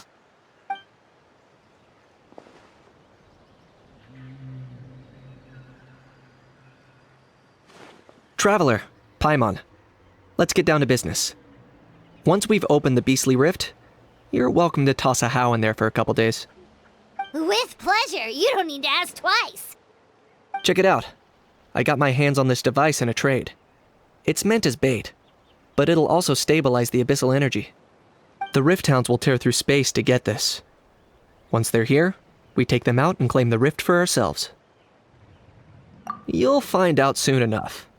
First, let's try this out.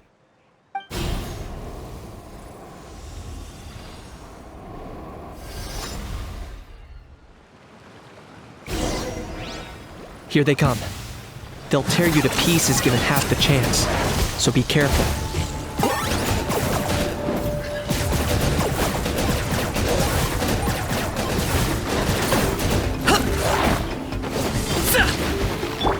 Now you shall perish!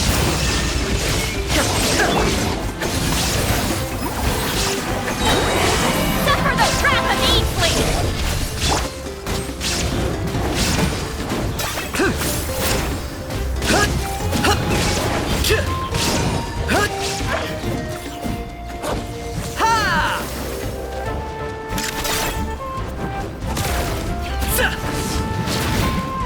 acquired.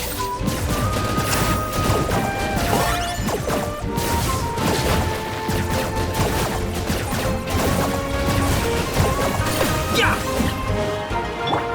The fuse is lit!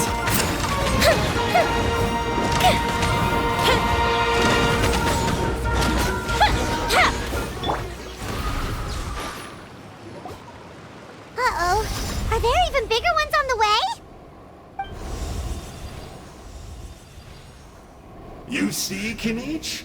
I'm a man of my word. In fact, I'd say I under-promised and over-delivered. Nifty little gizmo, isn't it?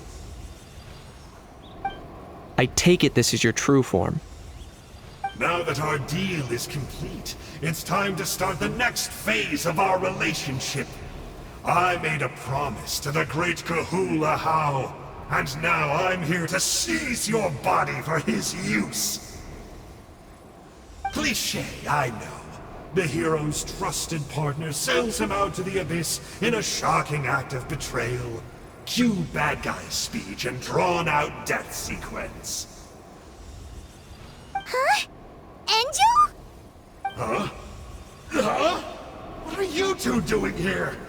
Oh, Mr. Kinich, this is not what we agreed on. Traveler, this is the gift I got you. I know you're looking for intel on the Abyss Order, so I thought he might be of use to you. But it looks like you've already met. Yikes. Frosty reception. Gotta say, I kinda pictured this moment going a little differently. Tears of joy welling up in your eyes as you say the words, "It's good to see you again, old friend." Don't be ridiculous. Sounds like you've been reading too many romance novels. There we have it. Change is inevitable and nothing lasts forever. What a pity. Well then, time for you to meet the new me. This time, please call me Sanka. Sanka! Aha! So you're Glasses Guy! You tricked Huni and Toba into telling you a bunch of stories! What does it matter? A name is a superficial label. It's what's deep down inside that counts.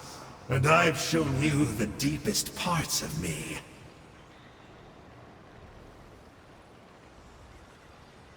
That would explain a lot. Why else would you show up here and start acting like a wise guy? You looking for a fight? I'll pass. I do rather like you, as I've said before. But my one quibble is that you really don't know your own strength. Wait. Of course. You're the one behind all the recent Abyss activity. Let Paimon guess. You've been provoking the Mountain King too. Haven't I told you before? I'm not part of the inner circle who do our Highness's bidding. My interests are far more low stakes. I spend my time digging for truth in ancient doodads and books. You really think a benchwarmer like me is capable of more than that? I investigated him. He's not connected to the recent events. Just happens to be in the area. So, I struck a deal with him. He helps me summon a rift. I allow him to do some historical research. But that's all over. And now Kinich wants to hand me over to you. Well, I was hoping this would be an opportune moment to whisk away his body. That would have given me some more time to study the great Kahula How. But now I've run into you, which is just my luck. Or maybe I've incited the wrath of the Turnfire, and this is the price I have to pay. But I don't understand. What did I do wrong?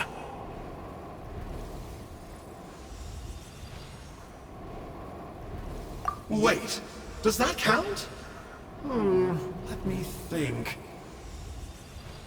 How? You are the worst of the worst! Colluding with the Abyss Order against Kinich? How could you betray your partner? There is no betrayal. The almighty Dragon Lord Kahula How is a partner to no one. Don't worry. I told him to act as bait. Yes, and you should have picked a bigger fish. The Abyss Order? Ha! What a joke. Not even a match for our lowly servant. I put up with this toad croaking for days, and it was all for nothing!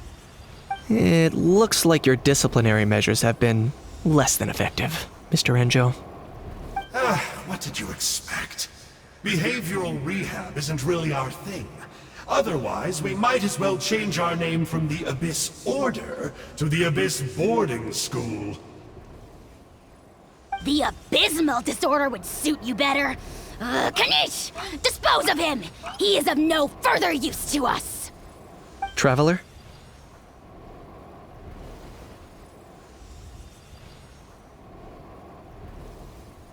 You see, this is why I like you. Still, you shouldn't underestimate me just because I'm a lowly clerk. I could never beat you in a straight-up fight. But when it comes to running away, I won't lose to anyone! Do me a favor, and remember how fast I disappear! Maybe then you'll show me a little respect next time. Darn! He got away again! Couldn't you have stopped him? It's alright. He's not worth our time and energy. Besides, it seems like he's in debt to a lot of people. I'm sure they'll keep him busy. If you say so. Still, Paimon's kinda surprised that you actually struck a deal with someone from the Abyss Order. To borrow that guy's words, names are superficial labels. Whether you call it the Abyss Order or anything else, it's a broad generalization at best. Think of it like apples that have fallen from a tree. If you tasted each one, you'd find that they're all at different stages of ripening. Even the unripe fruit blown off its branch before it's fully grown can still be brewed into a fine wine. Everything has its use. Huh. Well, in that specific sense, maybe Enjo's not such a bad apple. Not rotten to the core, at least. Of course! Only the almighty Dragon Lord, Kahula How, is rotten to the core and evil beyond redemption. Ugh. So what exactly are you anyway? You're definitely the evilest little thing Paimon's ever met. Don't worry. He can't hurt a fly. You could say that. Paimon heard that those kinds of contracts might come with a terrible cost attached. Is that true? Such as a How watching me like a ravenous vulture? Vulture? Vulture! We are the Dragon Supreme! Sovereign ruler of the Nation of Flame! Let's pick this up another time. It's getting kinda late. You should go back and get some rest. Big day ahead. Tomorrow's Turnfire Night. Time to light the sacred flame and burn away the filth for a legendary 500-year-old warrior. Oh yeah. Hearing you lay it out like that is making Paimon a little nervous. For all the work we've put in, it all comes down to tomorrow night. We have to make sure we solve this problem once and for all. Then it can't hurt to say this one more time. Good luck to us both. See you tomorrow.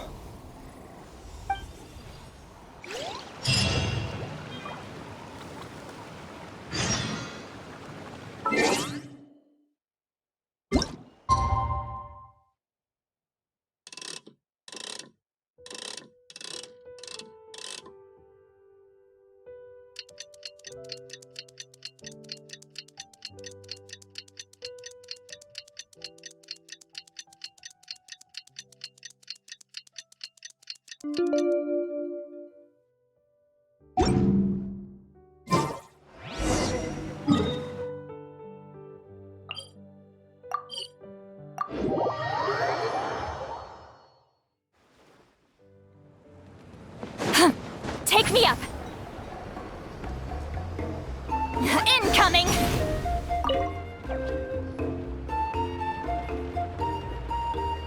Ah, at long last, you're back.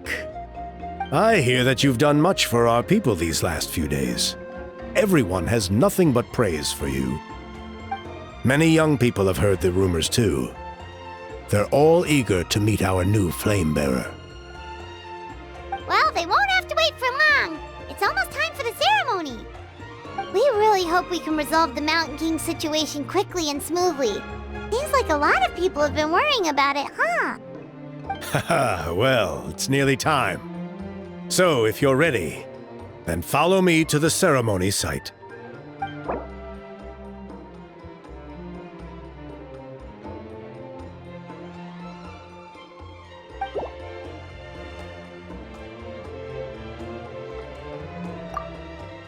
Of course, there's no rush. I can wait for you right here.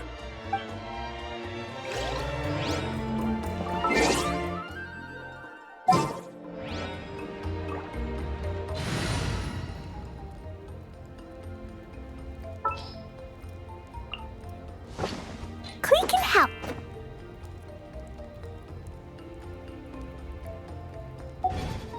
Here's to a life where the drinks keep flowing.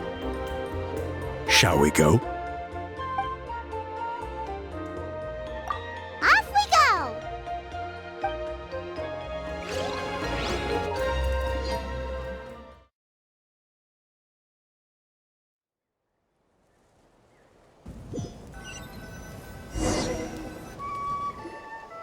Here we are. Our honored guests have arrived.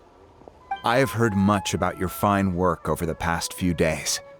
I hope you'll allow us to thank you properly after tonight's ceremony. Don't worry about it. Getting this huge venue ready must have been a huge task. No need to make extra work for yourselves on our account. If it means getting the Mountain King issue resolved, no cost is too great to bear. A resolution will come in due course, but every great fire starts as a tiny spark. We must take it one step at a time. No one would disagree with you if that were possible, Chief. But it's been far too long since we've seen a real step forward. Look around you. Can't you see how our numbers have dwindled since the last Turnfire night?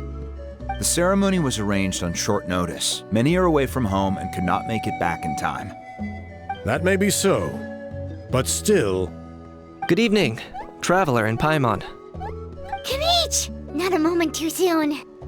Chief Wayna, Elder Trinidad, could you give us a minute? I'd like to give the Traveler a few pointers as the previous Flamebearer. Very well, but make it quick. Let me know when you're done and we will begin the ceremony. Let's step to the side. Has anyone gone over the key steps of the ceremony with you yet? Yeah, Elder Trinidad did, but, Paimon seems to have forgotten them. What a surprise! The flying ant has an ant-sized brain. If you don't want your tongue to be burned off by the sacred flame tonight, I suggest you stay quiet. See those sacred flame pillars? Once you've lit the fire, go light each one up in turn.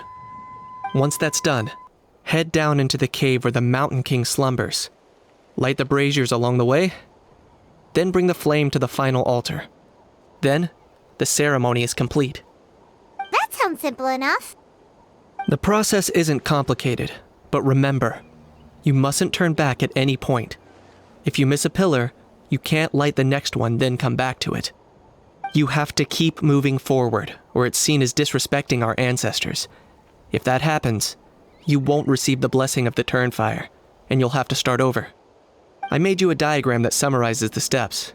Take a look.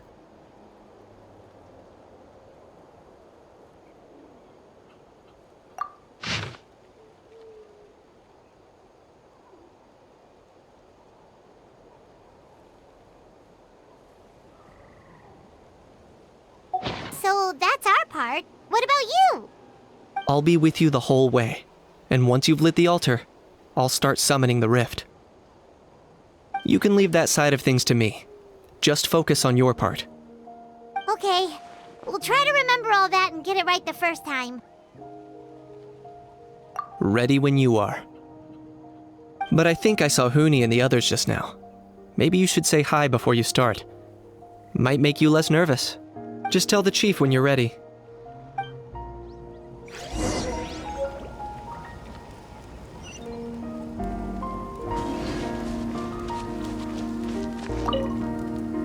Oh, Miss Traveler! You look so pretty today!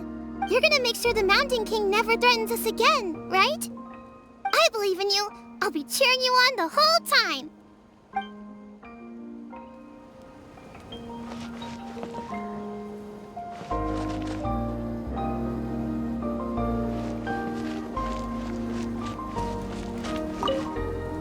Hey! Bet you're surprised to see me. Didn't think I'd be coming, did you? I was all packed up and ready to go, but then I thought, I wonder if the ceremony will go any differently with the new flame bearer. So yeah, here I am again. I still owe you for that picture you took, so once you start, I'll be dancing to cheer you on. Don't be nervous, you'll do great.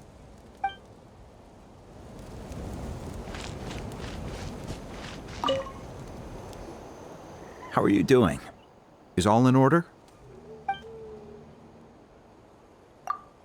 I'm counting on you. Don't forget what we talked about. By past fuel and present flame, life marches ever on. My brothers and sisters, the time has come to light the fire once again, and let the Turnfire night shine bright in Huitzlan.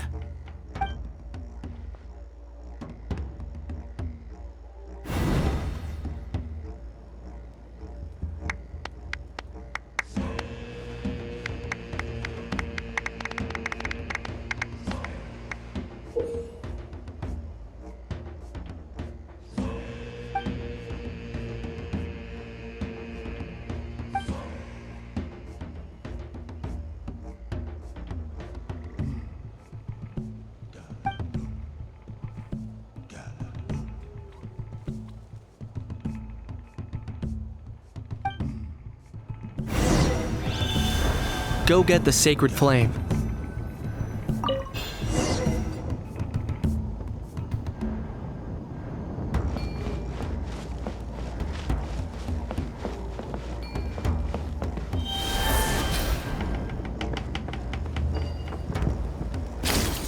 Nicely done. Off to a good start. Great stuff.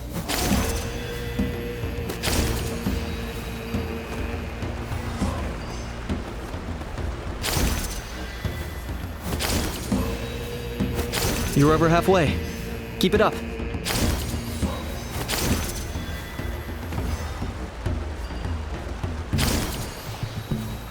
Impressive. Just one more to go.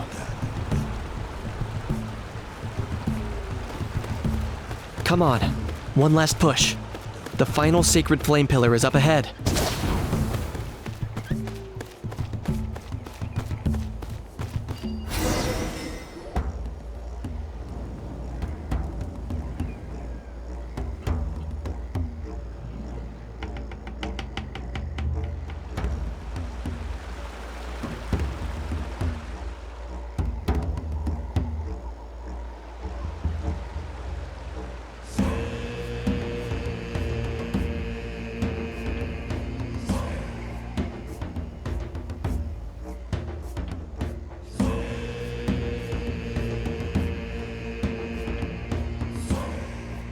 Great! All the pillars are alight. Next, it's down into the canyon and head for the Mountain King's cave.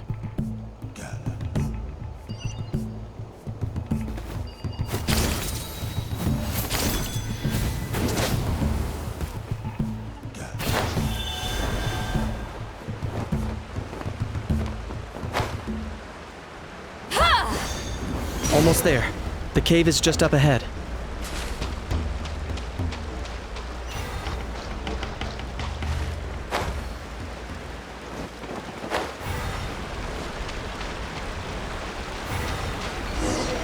The Abyss presence is growing strong.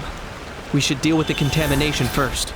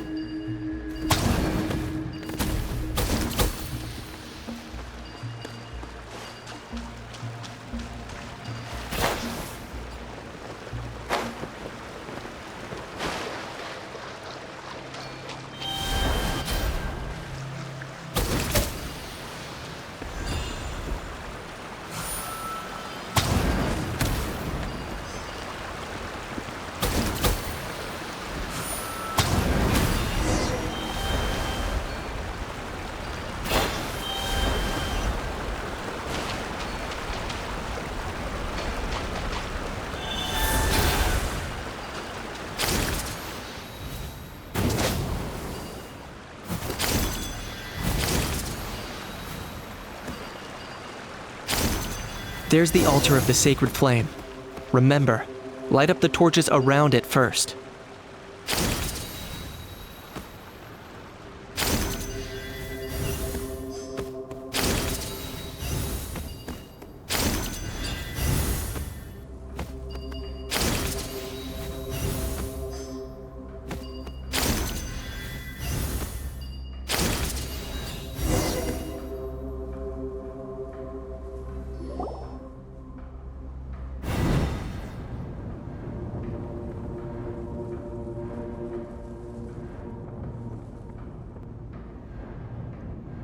Woohoo! We've lit up the final altar!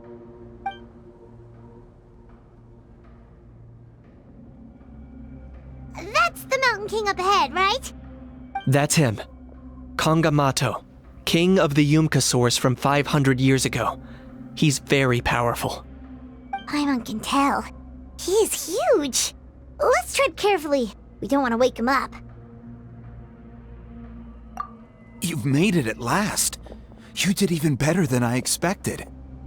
Traveler, now comes the final and most important step of the ceremony.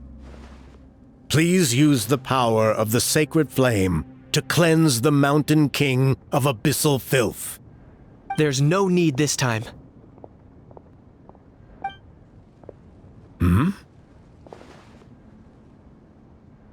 Such strong abyssal power. What is that thing? Kinich, what is the meaning of this?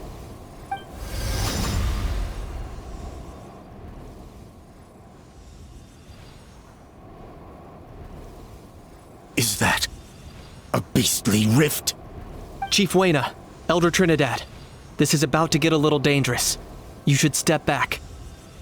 What do you think you're doing? Solving the Mountain King issue. You mean by having him torn to pieces by rift hounds? No, stop! We can't let that happen! Foolish Locust! Can't you see? We're trying to shove your Locust King into the beastly rift! But... I'm sorry, Chief Wayna and Elder Trinidad. This is the only way. Can you promise me that no harm will come to the Mountain King? I can't guarantee it, but I'm fairly confident. Traveler, this is not what we agreed on. You must cleanse the Mountain King of every last trace of abyssal contamination. Okay, I see what this is. You've been in cahoots this whole time.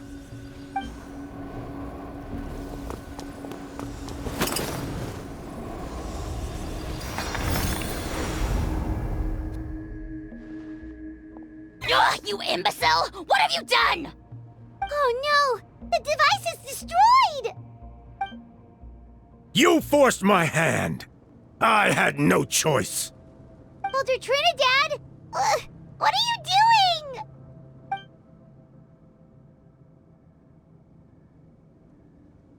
No! The Mountain King is waking up! He will cause even more casualties! Everyone out, now!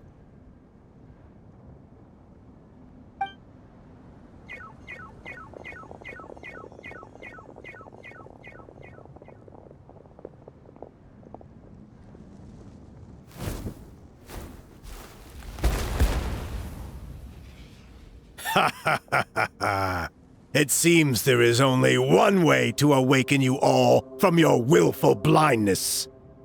More sacrifices must be made.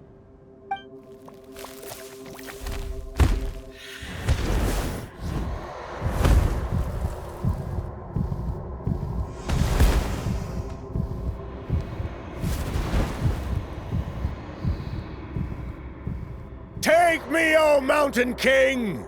Take me as your next sacrifice!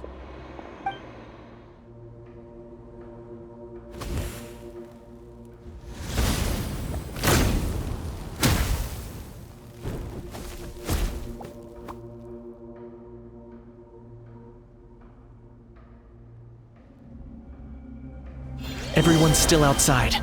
We have to keep the Mountain King here. Give me a hand.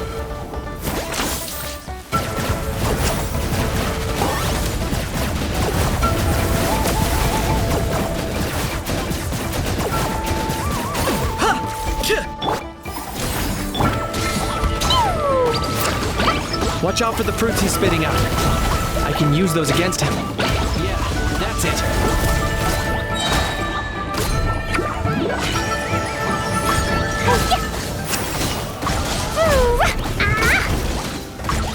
Time for a light show.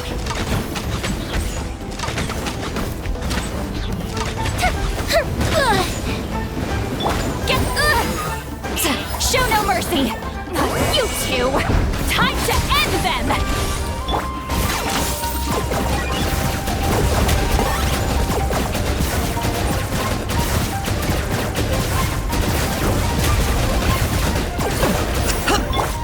Boing, boing, boom!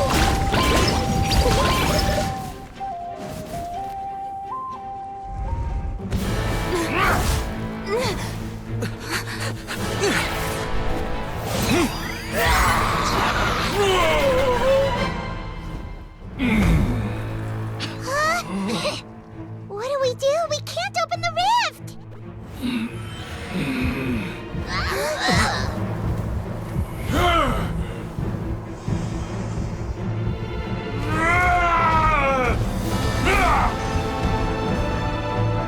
Kill me! Put an end to Huitzlan's shame!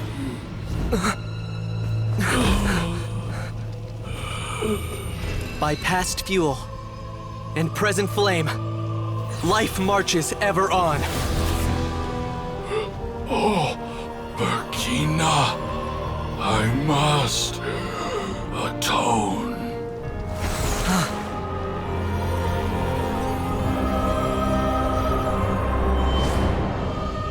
Patience. We will answer to the fire for all our deeds.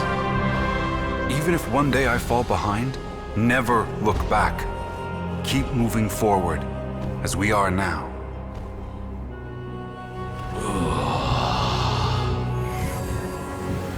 Live with your guilt and shame. This is the price to pay.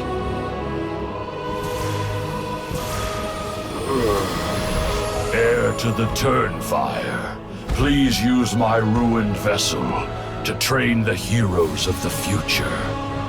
The will of Kangamato will march ever on, till the abyss is stamped out.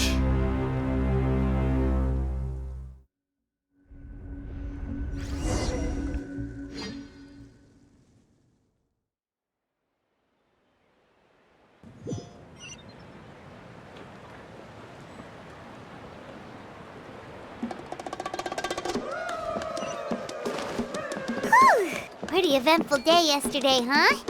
Paimon wonders how things are doing now. Let's go ask the chief!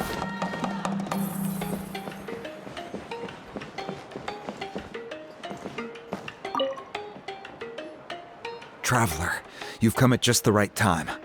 I have some good news for you. Trinidad's condition is stabilized. He suffered burns on much of his body, but we believe he'll survive. Guess that's the best news we could hope for.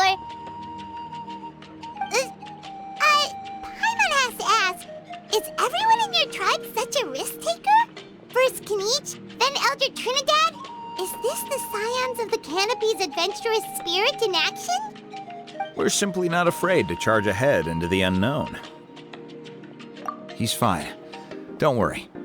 He's gone to check on the Mountain King. Something most mysterious has happened.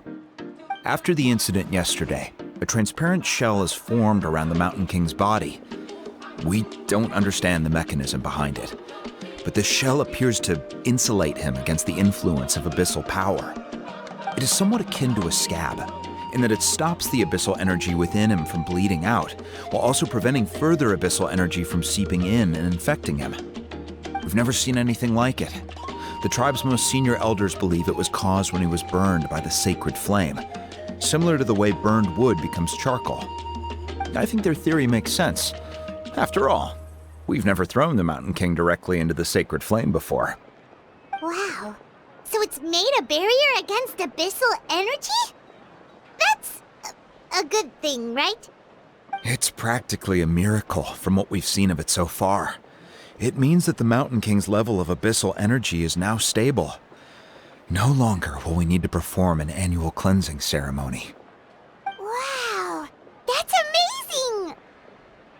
I know what you're thinking. The young people in the tribe are already speculating that yesterday's ceremony was a Turnfire night like none other in our history. Because you and Kinich, you summoned the very flame that appears in our ancient legends. A great transparent ball of fire. And that fire is what saved the Mountain King. Oh, so that was the real Turnfire? I may be the chief of this tribe, but I've only ever known the Turnfire as a concept in our legends. I cannot answer that question. If anyone can answer it, I suspect it would be the bearer of the Malipo name. He is in the Mountain King's cave as we speak. Ah, so Kinich then. Why don't we go see how he's doing?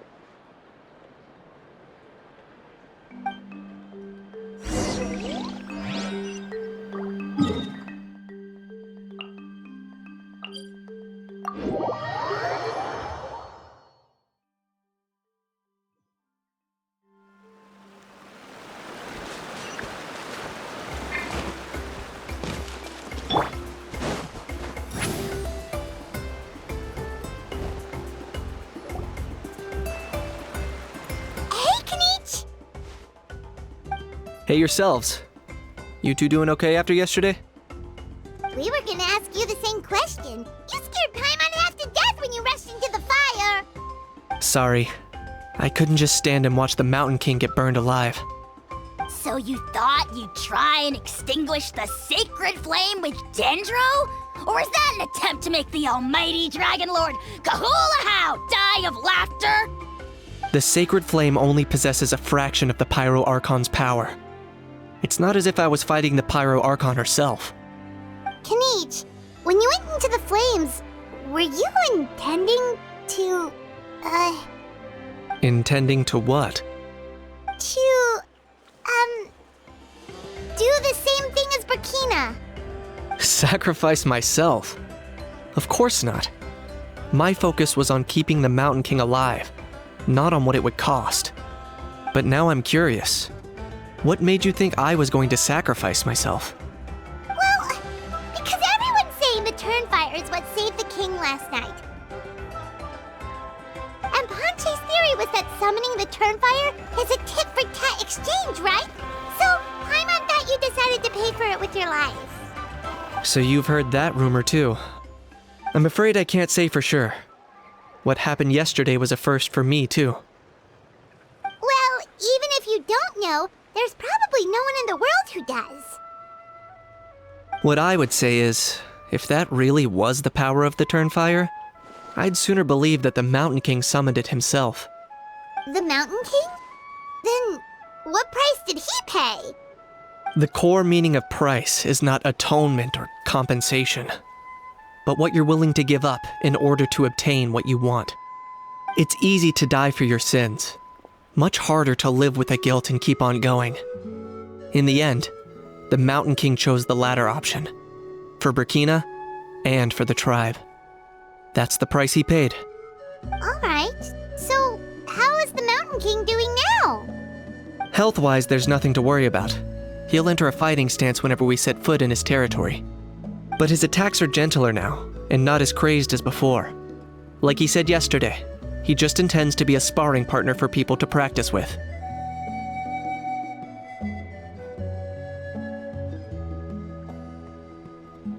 Yeah, I tried communicating with him again, but he didn't respond. We dare say that Locust King has well and truly lost its mind. The lights are on, but nobody is home. Its body remains fighting fit thanks to the perverse power of the Abyss, but time has been less kind to its soul. It was ground to a pulp long ago. But we saw him come back to his senses yesterday. That was merely one last burst of brain activity before it croaked. As you humans would say, it went out with a bang. Oh, come on! Stop being such a doomer. Paimon bets the Mountain King has finally let go of the tragedies of the past now, and is focusing on moving forward. That's why he doesn't have time to chat with us. He's too busy thinking about the future. Well, at least it means my fellow tribespeople can move forward now too. Thank you for your help, Traveler. I owe you one. Yeah, that's right. You caught Enjo for us, remember? But he ended up being completely useless. It's not a fair trade if you lost out. That's on him. It's not your fault he's useless. Besides, we're friends now. You don't owe us anything. Friends? But your friendship is an even more valuable gift. I can't in good conscience accept it for free. So promise me, if you need anything in the future, you'll come to me. For you, I'll do anything.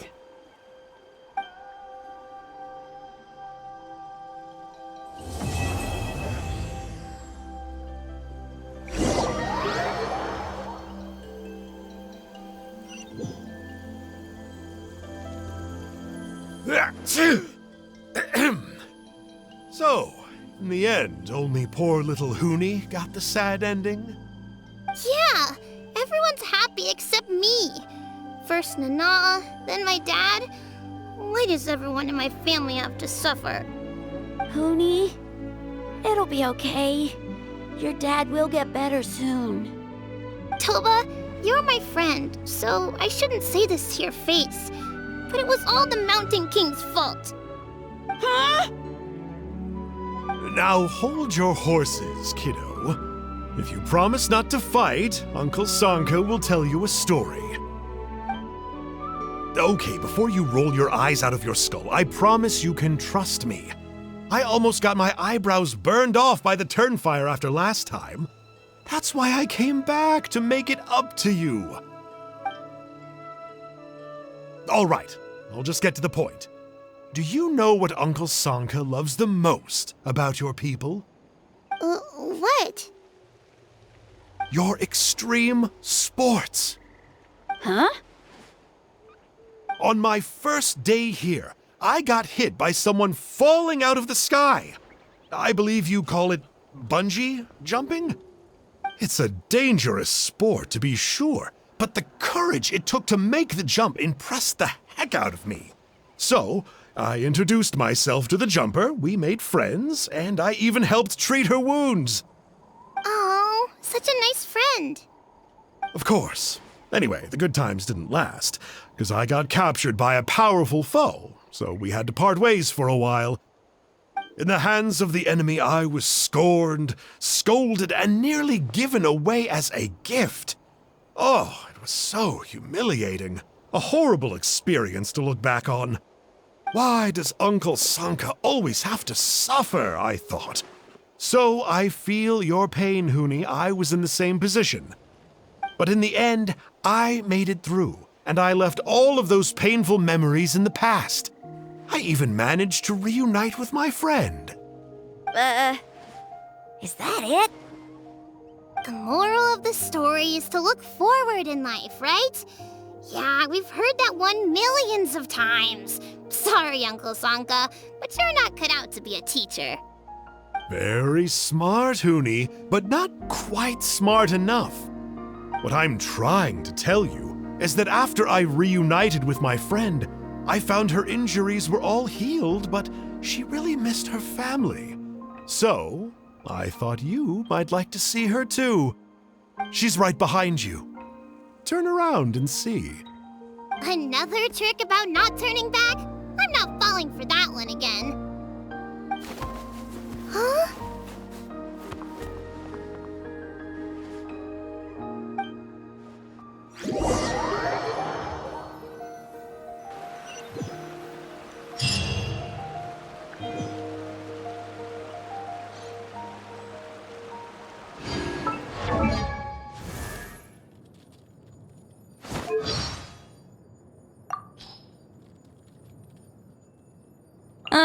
Other than my seniority in the tribe, I really don't know what I can offer you. Your allies are powerful, and your future is bright. You should be perfectly fine on your own. Besides, shouldn't an old-timer like me be allowed to relax at home all day? Unless you need me to get someone to fall in line. Wait, you don't really need that, right?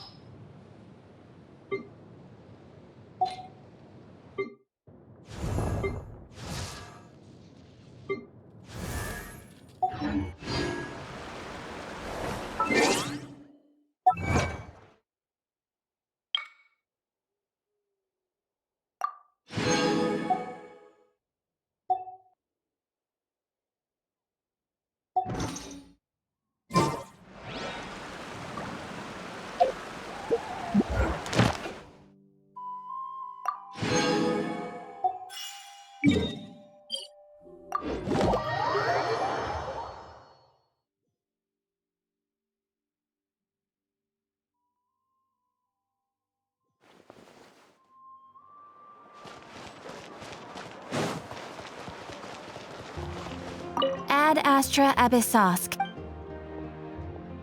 Thank you for completing. Ad Astra.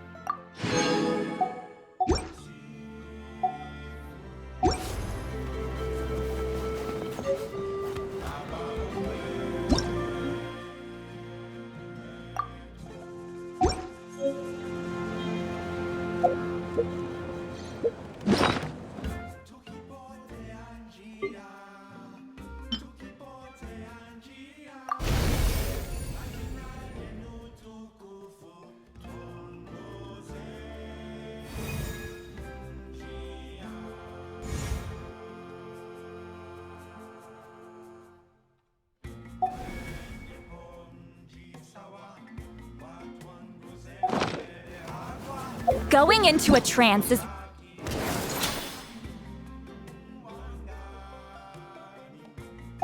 risky for most people, so don't get any ideas.